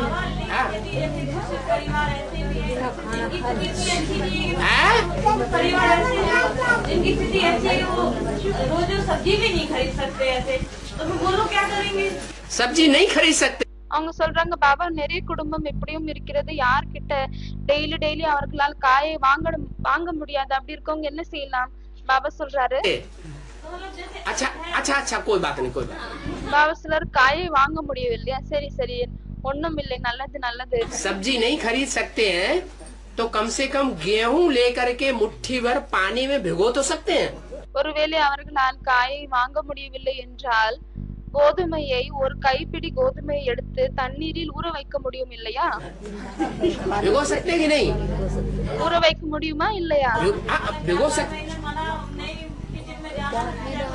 अब किचन में जाने की बात कहाँ रही? जब गेहूं को लिया, भिगो दिया. அவங்க சொல்றாங்க, பாபா கிச்சன்ல போக கூடாது இல்லையா? பாபா சொல்றாரு, நீங்க கிச்சன்ல போக வேண்டிய விஷயம் எங்க வருது? कपड़े में बांध करके रात में लटका दिया, उसमें अंकुर निकल आए. பாபா சொல்றாரு, கோதுமை இருக்கு, ஒரு கைப்பிடி கோதுமையை எடுத்து தண்ணீரில் ஊற வைத்து ஒரு துணியில் தண்ணியை வடிகட்டி துணியில் கட்டி வச்சா அதுல இருந்து முளை கட்டிடும் இல்லையா? अंकुरित अन्न आराम से कच्चा चबा के खाओ. அந்த முளை கட்டினதை நீங்கள் ஆராம்சமாக சாப்பிடுங்கள், கடித்து மென்னு சாப்பிடுங்கள். अब मेरी चट्टो है गई जीव जलेबी ले आला. பாபா ஒரு வரி சொல்றாரு, அதனுடைய அர்த்தம் என்னவென்றால், ஆனால் என்னுடைய நாக்கு கேட்குவதே இல்லை, அது அடங்குவதே இல்லை, ஜலேபி வேணும், நல்ல நல்ல சாப்பாடு வேணும் என்று கேட்கிறது. तो भोजन बनाने में आजकल देर नहीं लगती. பாபா சொல்றாரு, இன்று நாட்களில் சமைப்பதில் ஒன்னும் டைம் பிடிப்பதில்லை. कुकर निकला है, குக்கர் வந்துடுச்சு, 10 मिनट में भोजन तैयार कर देता. 10 நிமிஷத்துல அது சாப்பாடை உருவாக்கி விடுகிறது. उसमें दाल डालो, चावल डालो, அதுல பருப்பு போடுங்க, சாப்பாடு போடுங்க, உருளைக்கிழங்கு போடுங்க, आलू डालो, 10 मिनट में तैयार हो जाता है. 10 நிமிஷத்துல அது தயாராகி விடுகிறது. तो भोजन की कोई ऐसी समस्या नहीं है.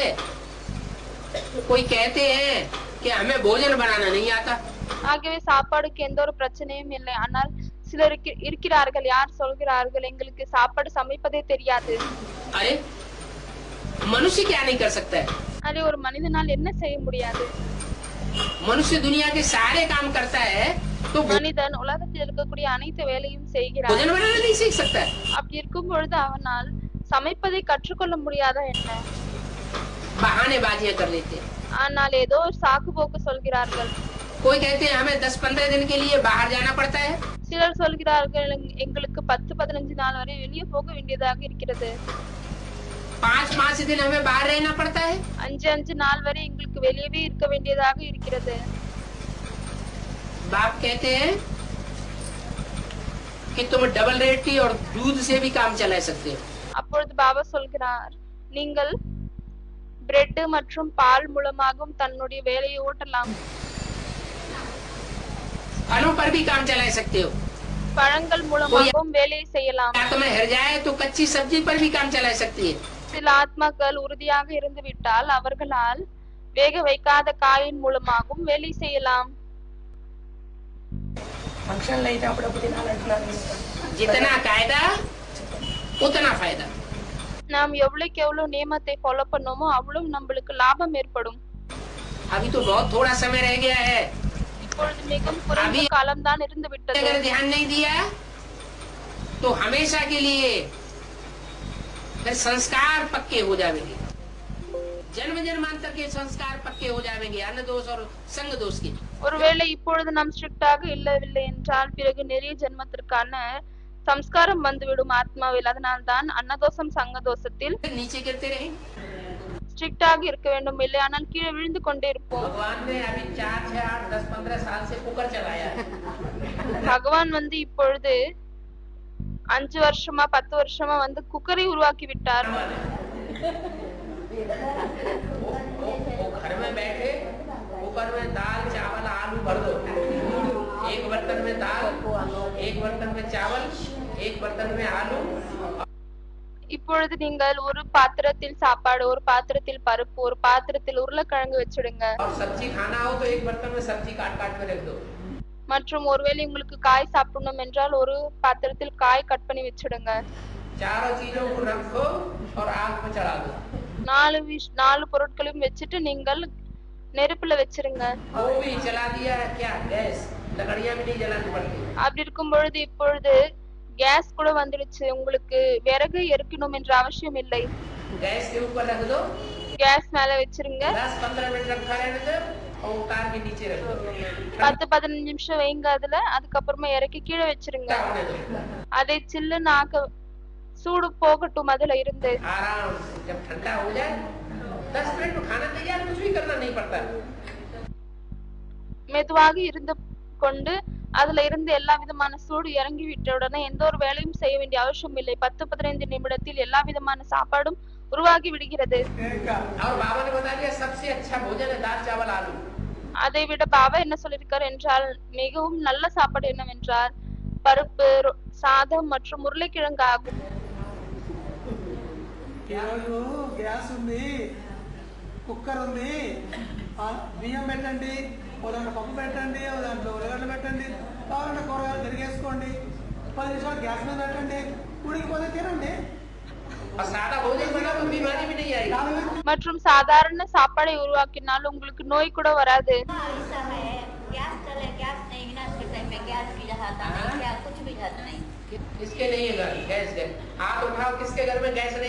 அவங்க சொல்றாங்க பாபா யாருடைய வீட்டுல வந்து கேஸ் இல்லன்னா அவங்க என்ன பண்ணுவாங்க? பாபா சொல்றாரு யார் வீட்டுல கேஸ் இல்ல நீங்க கை தூக்குங்க யார் வீட்டுல கேஸ் இல்லன்னு. ஒருவேளை நீங்க போய் சொன்னீங்க அப்படின்னா உங்களை காக்கா கடிக்கும்.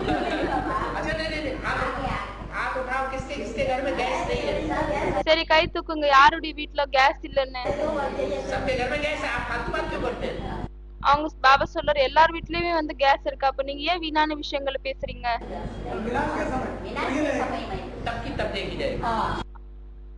அவங்க சொல்றாங்க பாபா அழிவு காலத்துல என்ன பண்ணுவாங்க? பாபா சொல்றாரு அழிவு காலத்தினுடைய விஷயத்தை அப்போ நம்ம பாத்துக்கலாம்.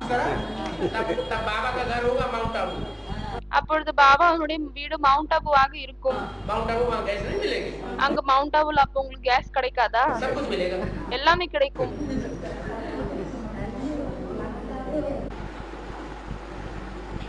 जैसे अपने को खाना बनाना नहीं आता, அவங்க சொல்றாங்க பாபா எப்படின்னா எங்களுக்கு பாத்தீங்கன்னா சமைக்க தெரியாது, என்ன பண்றது? பாபா சொல்றாரு குக்கர் வந்து சமைக்கிறது மிகவும் எளிதாக்கி விட்டது. அதை விட பாபா வந்து முரளியில் சொல்லிவிட்டு எல்லாத்தையும் வந்து எளிதாக்கி விட்டார்.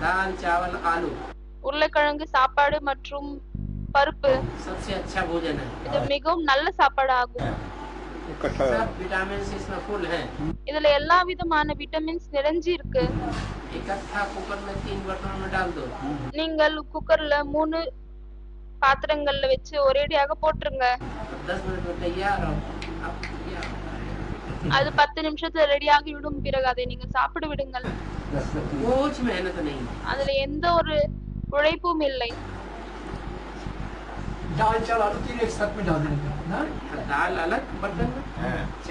அவங்க சொல்றாங்க பாபா தால் சாவல் ஆலு, அதாவது பருப்பு, சாப்பாடு மற்றும் உருளைக்கிழங்கு எல்லாமே வந்து ஒரேடியாக போடணுமா? அதுக்கு பாபா சொல்றாரு பருப்பு தனி பாத்திரத்துல, சாப்பாடு தனி பாத்திரத்துல.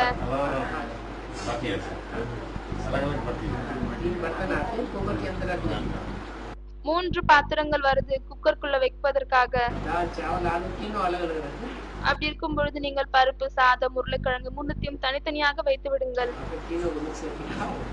பிறகு நீங்கள் அதற்கு பிறகு 3த்தையும் வெளியே எடுத்து மிக்ஸ் பண்ணி சாப்பிடுங்கள்.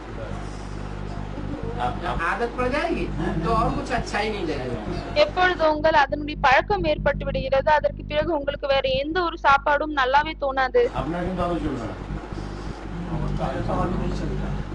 फिर भी अगर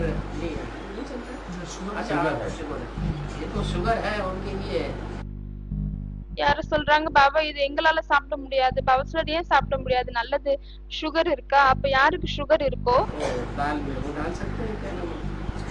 அவங்க பருப்புல வந்து அந்த ஒரு பொருளை போடலாம்.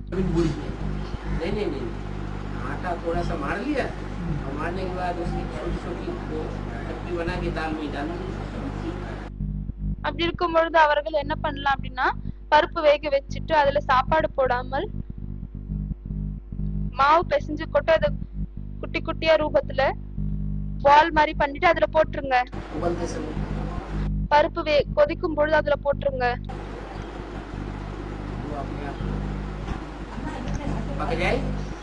அது தானா வெந்து விடும். உங்களுக்கு ரொட்டி கூட செய்ய வேண்டிய அவசியம் இருக்காது. ओनली दाल में उस छोड़ देगा। हाँ, पतली पतली ऐसे ऐसे बनाए पेड़े जैसे। हाँ, पेड़े जैसे बनाए और जब वो उबल रहा है, हाँ, तो धीरे से ढक्कन खोल के और उबलते समय उसमें डाल। அவங்க கேக்குறாங்க, பாப்பா அது பருப்புல அந்த மாவு வெந்துருமா? பாப்பா சொல்றாரு, ஆமா, அத அந்த பருப்பு நல்லா கொதிச்சு நிற்கும் பொழுது மாவை மெலிசாக திரட்டி கொள்ளுங்கள். பிறகு அதை இப்படி 3 விதமாக பிடித்து கொண்டு அதுல போட்டுருங்க. பிறகு நீங்கள் கொதித்த பிறகு அதை போட்டு பிரஷரை ஆஃப் பண்ணிடுங்க.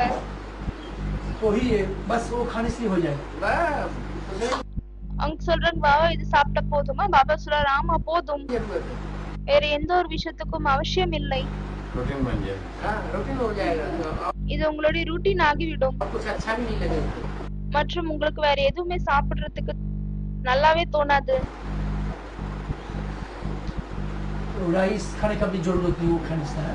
அப்பொழுது அதை சாப்பிடுவதால் சாதம் கூட சாப்பிட வேண்டிய அவசியம் இல்லை, இல்லையா?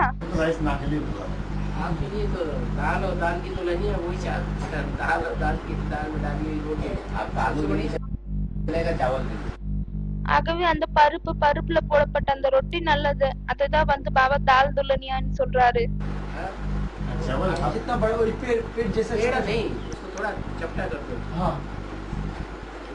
பாபா ஆக்ஷன் பண்ணி காமிக்கிறாரு அந்த பருப்புல எப்படிப்பட்ட ரொட்டியை போடணும்னு.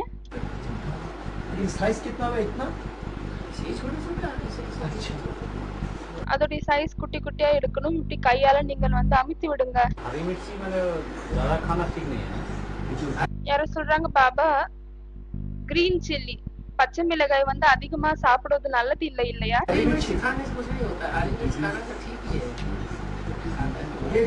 அவ சொல்றாரு, பச்சை மிளகாய் சாப்பிடுவதால் எந்த ஒரு நஷ்டமும் ஏற்படாது, அது நல்லதுதான்.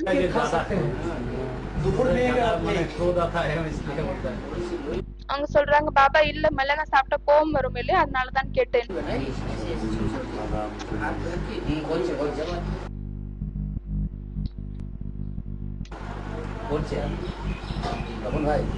पानी घुलेगा नहीं, घुलेगा नहीं, लेकिन वो पक जाएगा।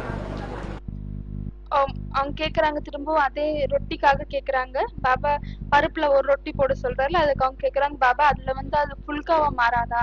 பாபா சொல்றாரு, இல்ல அது மாறாதா, அது வெந்துடும், சாப்பிடுவதில் கூட நல்லா இருக்கும், ரொட்டியை விட அதிகமா நல்லா இருக்கும். वही अच्छा है, सब्जी भी डाल सकते हैं। பருப்புல வேணும்னா கொஞ்சம் சப்ஜி கூட போட்டுக்கலாம். रोटी बनाने का कोई जरूरत नहीं है। அப்ப சொல்றாங்க, ரொட்டி செய்வதற்கு எந்த ஒரு அவசியமும் இல்லை. பாபா சொல்றாரு, இல்லை, கண்டிப்பா இல்லை. अकाल में जीवन यापन कैसे हो सकता है? दाल चावल आलू सबसे फर्स्ट क्लास खाना है, बाबा बोले भी कहा है। பஞ்சம் நேரத்தில் எப்படி வாழ்க்கையை வாழலாம்? இவங்க கேக்குறாங்க, பாபா முரளியில் சொல்லிருக்கிறார், சாப்பாடு, பருப்பு மற்றும் உருளைக்கிழங்கு மிகவும் ஃபர்ஸ்ட் கிளாஸ் ஆனதாகும்.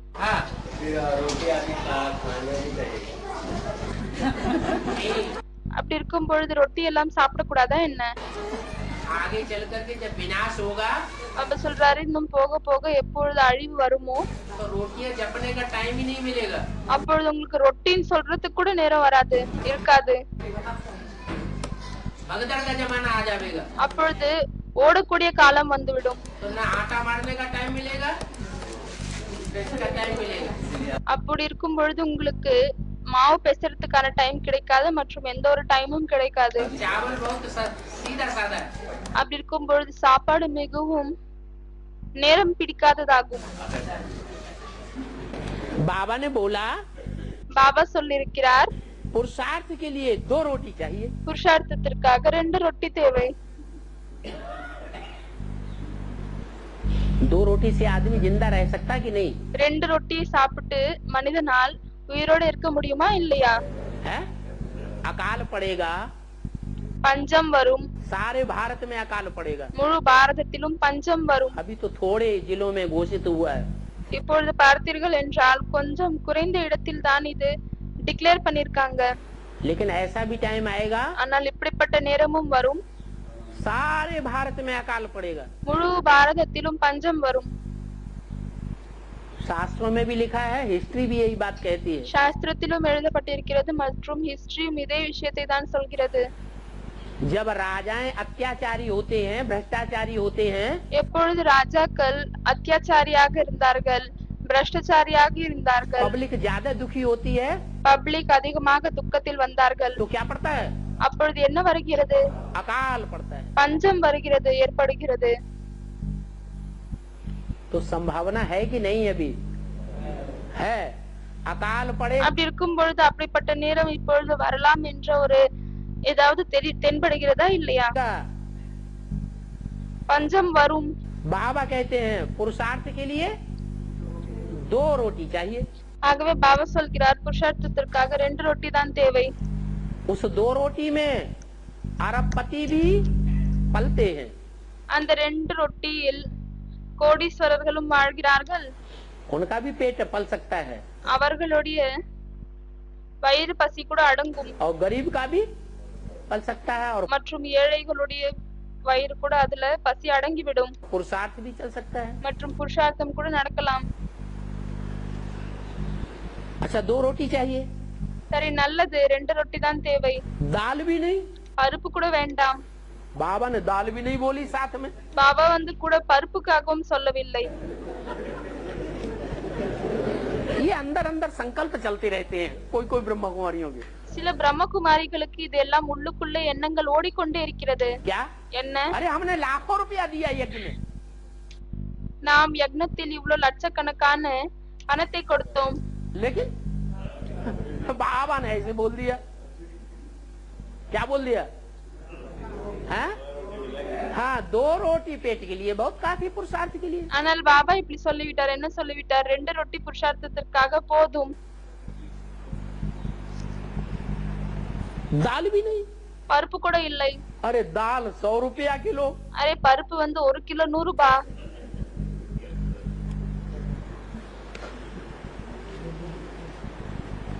तो बाबा जरा विचार करो। ஆகவே பாபா கொஞ்சம் யோசியுங்கள்।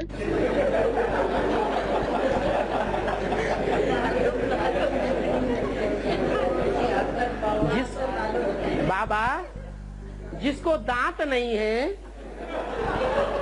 பாபா யாருக்கு பல் இல்லையோ वो बेचारे सूखी रोटी कैसे खावेंगे? அவர்களால் பாவம் எப்படி சுகா ரொட்டியை சாப்பிட முடியும், காஞ்ச ரொட்டியை சாப்பிட முடியும்? अरे बाबा से ही पूछा जा रहा है। அரே இந்த கேள்வியை பாருங்கள், பாபாவிடமே கேட்கிறார்கள்। जिस बाबा ने अपने जीवन में எந்த பாபா தன்னுடைய வாழ்க்கையில் हाई स्कूल की परीक्षा ही ஹை ஸ்கூல்ல தன்னுடைய எக்ஸாமை எப்படி கொடுத்தார் என்றால் मटर की सूखी रोटियां नमक डाल करके पानी मिला मिला करके खाई है। மட்டர்னுடைய காஞ்ச ரொட்டி அதுல உப்பு போட்டு தண்ணியில் ஊற வச்சு சாப்பிட்டிருக்காரு। तो बाबा उसका जवाब नहीं जानता है। ஆகவே பாபா அப்படிப்பட்ட கேள்வியினுடைய பதிலை அறிய மாட்டாரா என்ன? अरे रोटियां सूखी हैं तो उसमें पानी डाल सकते हैं कि नहीं? அரே ரொட்டி காஞ்சி போச்சு அப்படின்னா அதுல தண்ணி ஊத்த முடியாதா என்ன? गर्म पानी डालेंगे तो फूल जाएगी कि नहीं? அது வந்து அதுல நாம் சுடு தண்ணியை ஊத்தணும் என்றால் அது பொங்கி வருமா இல்லையா? बूढ़े लोगों को खाने में तकलीफ नहीं होगी ना?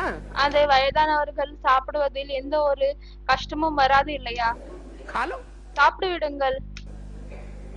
और जब अकाल पड़ेगा மற்றும் எப்பொழுது பஞ்சம் வருமோ लोगों को दाल सब्जी कुछ भी नहीं मिलेगी, மக்களுக்கு பருப்பு சப்ஜி எதுவுமே கிடைக்காதோ बाबा कहते हैं बच्चों को 2 रोटी जरूर मिलेगी। அப்பொழுது பாபா சொல்கிறார் குழந்தைகளுக்கு 2 ரொட்டி கண்டிப்பாக கிடைக்கும்।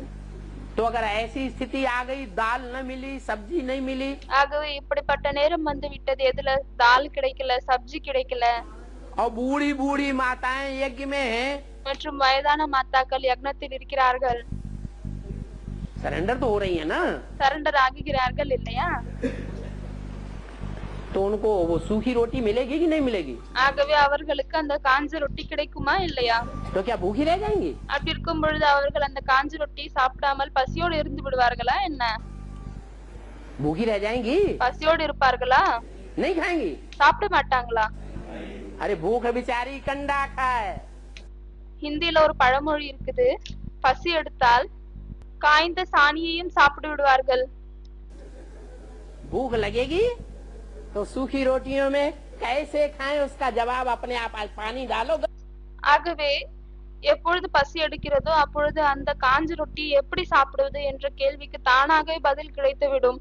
அந்த ரொட்டி எடுங்கள், தண்ணி ஊத்துங்கள், गरम गरम சுடு தண்ணி ஊத்துங்க. और भिगो करके फूल जाएंगी और खूब खाओ। மற்றும் அது ஊற வைத்த உடனே எப்பொழுது சாஃப்ட் ஆகுகிறதோ பொங்கி வருகிறதோ அப்பொழுது அதை சாப்பிட்டு விடுங்கள். डट के पुरुषार्थ करो। மற்றும் உறுதியாக இருந்து புருஷார்த்தத்தை செய்யுங்கள். ये कैसे का प्रश्न उस समय खत्म हो जाएगा। எப்படி என்ற கேள்வி அப்பொழுது வந்து முடிந்துவிடும். अभी बाबा कहते हैं शांति के समय में धीरज धरो। இப்பொழுது பாபா சொல்கிறார், சாந்தியினுடைய நேரத்தில் அமைதியாக காத்திருங்கள், பொறுமையாக இருங்கள். अव्यक्तवाणी में बोला है, அவ்யக்தவாணியில் சொல்லியிருக்கிறார், अभी कोई ऐसी स्थितियां परिस्थितियां पैदा नहीं हो रही है। இப்பொழுது அப்படிப்பட்ட எந்த ஒரு நிலை பரிஸ்திதி சூழ்நிலைகள் வந்து உருவாகவில்லை. शांति के समय में धीरज धरो, फालतू संकल्प न चलाओ। சாந்தியினுடைய நேரத்தில் பொறுமையாக இருங்கள், வீணான எண்ணங்களை கொண்டு வராதீர்கள். ये फालतू संकल्प रावण के सिर हैं। இந்த வீணான எண்ணங்கள் ராவணனுடைய தலையாகும். एक काटोगे तो दूसरा उग जाता है। ஒன்னை நீங்கள் வெட்டினால் பிறகு இரண்டாவது வந்து விடுகிறது, வளர்ந்து விடுகிறது. दूसरा काटो तीसरा चौथा उग जाता है। இரண்டாவது நாலாவது வெட்டுங்கள், பிறகு இன்னொன்னு வந்து வளர்கிறது. एक के प्यार में मस्ती ले लेते हैं, ஒருத்தருடைய அன்பில் குஷியாக இருக்கிறார்கள், पेट भर जाता है। வயிறு நிரம்புகிறது. जैसे लक्ष्मी, எப்படி வந்து லக்ஷ்மி. और कोई को पेट नहीं भरता एक से। பிறகு சிலருக்கு ஒருத்தர் மூலமாக வயிறு நிரம்புவதில்லை. एक ही सब्जी खाते खाते अतंगा गए। என்ன சொல்கிறார்கள் என்றால், ஒரே காயை சாப்பிட்டு சாப்பிட்டு இப்பொழுது தொந்தரவா இருக்குது.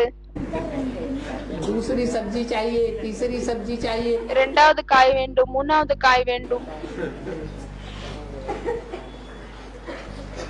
बाबा ने जिकल भरे कर दिया कि मैं ऐसे गंदे गांव में आता हूँ जहाँ के लोगों को பாபா பலே இப்படி சொல்லிவிட்டார், நான் இப்படிப்பட்ட அழுக்கான கிராமத்தில் வருகிறேன், அங்க இருக்கக்கூடிய மக்களுக்கு भरपेट रोटी भी नहीं मिलती, வயிறு ரொப்பிக்க ரொட்டி கூட கிடைப்பதில்லை. तो सब्जी की तो அப்படி இருக்கும் பொழுது காய்க்கான விஷயமே இல்லை. तो बात ही छोड़, அந்த விஷயத்தை விட்டுடுங்க. तंबाकू ही तंबाकू पैदा होती है, सब्जी पैदा ही नहीं होती। அங்கு புகையிலை தான் அதிகமாக வளருகிறது, சப்ஜியே வளருவதில்லை, காய் வளருவதில்லை. और अगर सब्जी पैदा भी होगी तो बैंगन अगर पैदा हुए तो 6 महीने घर में क्या बनेगा? बैंगन ही बैंगन बनेगा। மற்றும் ஒருவேளை அங்க காய் வந்து வளர்ச்சி ஏற்பட்டது என்றால், ஒருவேளை கத்திரிக்காய் வருது, அப்ப அந்த கத்திரிக்காய் வளர்ந்து விட்டால் 6 மாதம் வரை வீட்டில் கத்திரிக்காய் தான் சமைப்பார்கள். कभी शिकायत नहीं करेंगी घर की गृहणियां कि रोज हमको बैंगन ही क्यों दे रहे हैं। அப்படி இருக்கும் பொழுது அங்க இருக்கக்கூடிய வீட்டு பெண்கள், குடும்பத்து பெண்கள் ஒரு தடவையும் இப்படி கம்ப்ளைண்ட்ஸ் பண்ணுவதில்லை. என்னவென்றால், எங்களுக்கு ஏன் கத்திரிக்காய் மட்டும் கொடுக்கறீங்க, हम घर छोड़ के चले जाएंगे मैके। நாங்க இப்படியே இருந்தால் வீட்டை விட்டுட்டு அம்மா வீட்டுக்கு போயிடுவோம், இப்படி கம்ப்ளைண்டே பண்ண மாட்டாங்க. अगर खेत में आलू पैदा हुए, ஒருவேளை அங்க இருக்கக்கூடிய தோட்டத்தில் வயலில் உருளைக்கிழங்கு வந்துச்சு அப்படின்னா, तो साल भर क्या खाएंगे? आलू ही आलू खाएंगे मस्त होकर। முழு வருடமும் என்ன சாப்பிடுவார்கள்? உருளைக்கிழங்கே தான் சாப்பிடுவார்கள், சந்தோஷமாக சாப்பிடுவார்கள். तो देखो ஆகவே பாருங்கள், कोई 2 रोटी में पल जाते हैं, சிலர் 2 ரொட்டிலே வாழ்கிறார்கள், बढ़िया पुरुषार्थ कर सकते हैं, நல்ல புருஷார்த்தம் செய்கிறார்கள். और कोई பிறகு சிலர் 36 प्रकार के भोग मिले तो भी पुरुषार्थ अच्छा नहीं कर पाते. 36 வகையான சாப்பாடு கிடைத்தால் கூட நல்ல புருஷார்த்தத்தை செய்ய முடியாது, செய்ய மாட்டார்கள். बाबा कहते हैं, பாபா சொல்கிறார், संगम युग में त्याग ही भाग्य बनाता है. சங்கம் யுகத்தில் தியாகம் தான் பாக்கியத்தை உருவாக்குகிறது. क्या? என்ன? जितना त्याग करेंगे எவ்வளவுக்கு எவ்வளவு நீங்கள் தியாகம் செய்வீர்களோ उतना भाग्य बन जाएगा. அவ்வளவுக்கு அவ்வளவு உங்களுடைய பாக்கியம் உருவாகும்.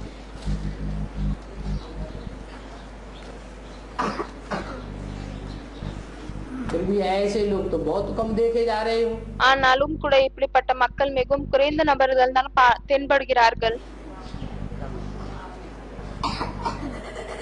बाबा तो गारंटी देते हैं, मेरे बच्चे भूख नहीं मर सकते.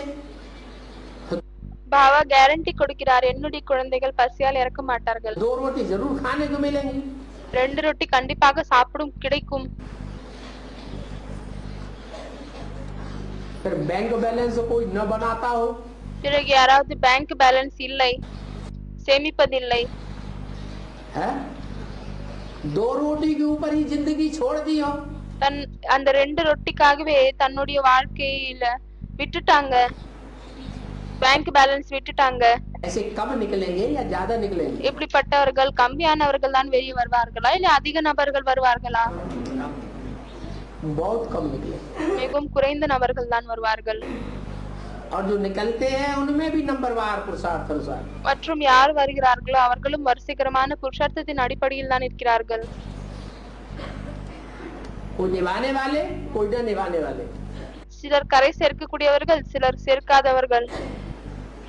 कोई दिखाने वाले, சிலர் வெறும் காமிக்கக்கூடியவங்க, दिखावा बहुत करते हैं. ரொம்ப ஷோ பண்ணுவாங்க, காமிப்பாங்க. अरे हमने घर बार छोड़ दिया, அரே நாங்க எல்லாம் எங்களுடைய வீடு வாசல்ல விட்டுட்டோம், हमने 36 प्रकार के भोग छोड़ दिए, நாங்க 36 வகையான दुनियादारी सब छोड़ दिए. சாப்பாடை விட்டுட்டோம், உலகத்தில் எல்லாத்தையுமே விட்டுட்டோம். फिर उन्हीं चीजों की ये लड़ाई लड़ते हैं. பிறகு அதே பொருட்களுக்காக தான் அவர்கள் சண்டையிடுகிறார்கள். याद की ये स्थिति एक ऐसी स्थिति है நினைவினுடைய நிலை இப்படிப்பட்ட ஒரு நிலையாகும் कि उसमें खाना पीना ये सब कुछ सूक्ष्म हो जाएगा. அதுல சாப்பிடுவது குடிப்பது எல்லாமே சூட்சமமாகிவிடும். हवा में ही 5 तत्व मिले रहेंगे, காற்றிலே 5 தத்துவங்கள் கலந்திருக்கும், उनको फिल्टर कर लेंगे. அதை ஃபில்டர் செய்து கொள்வார்கள். ஓம் சாந்தி.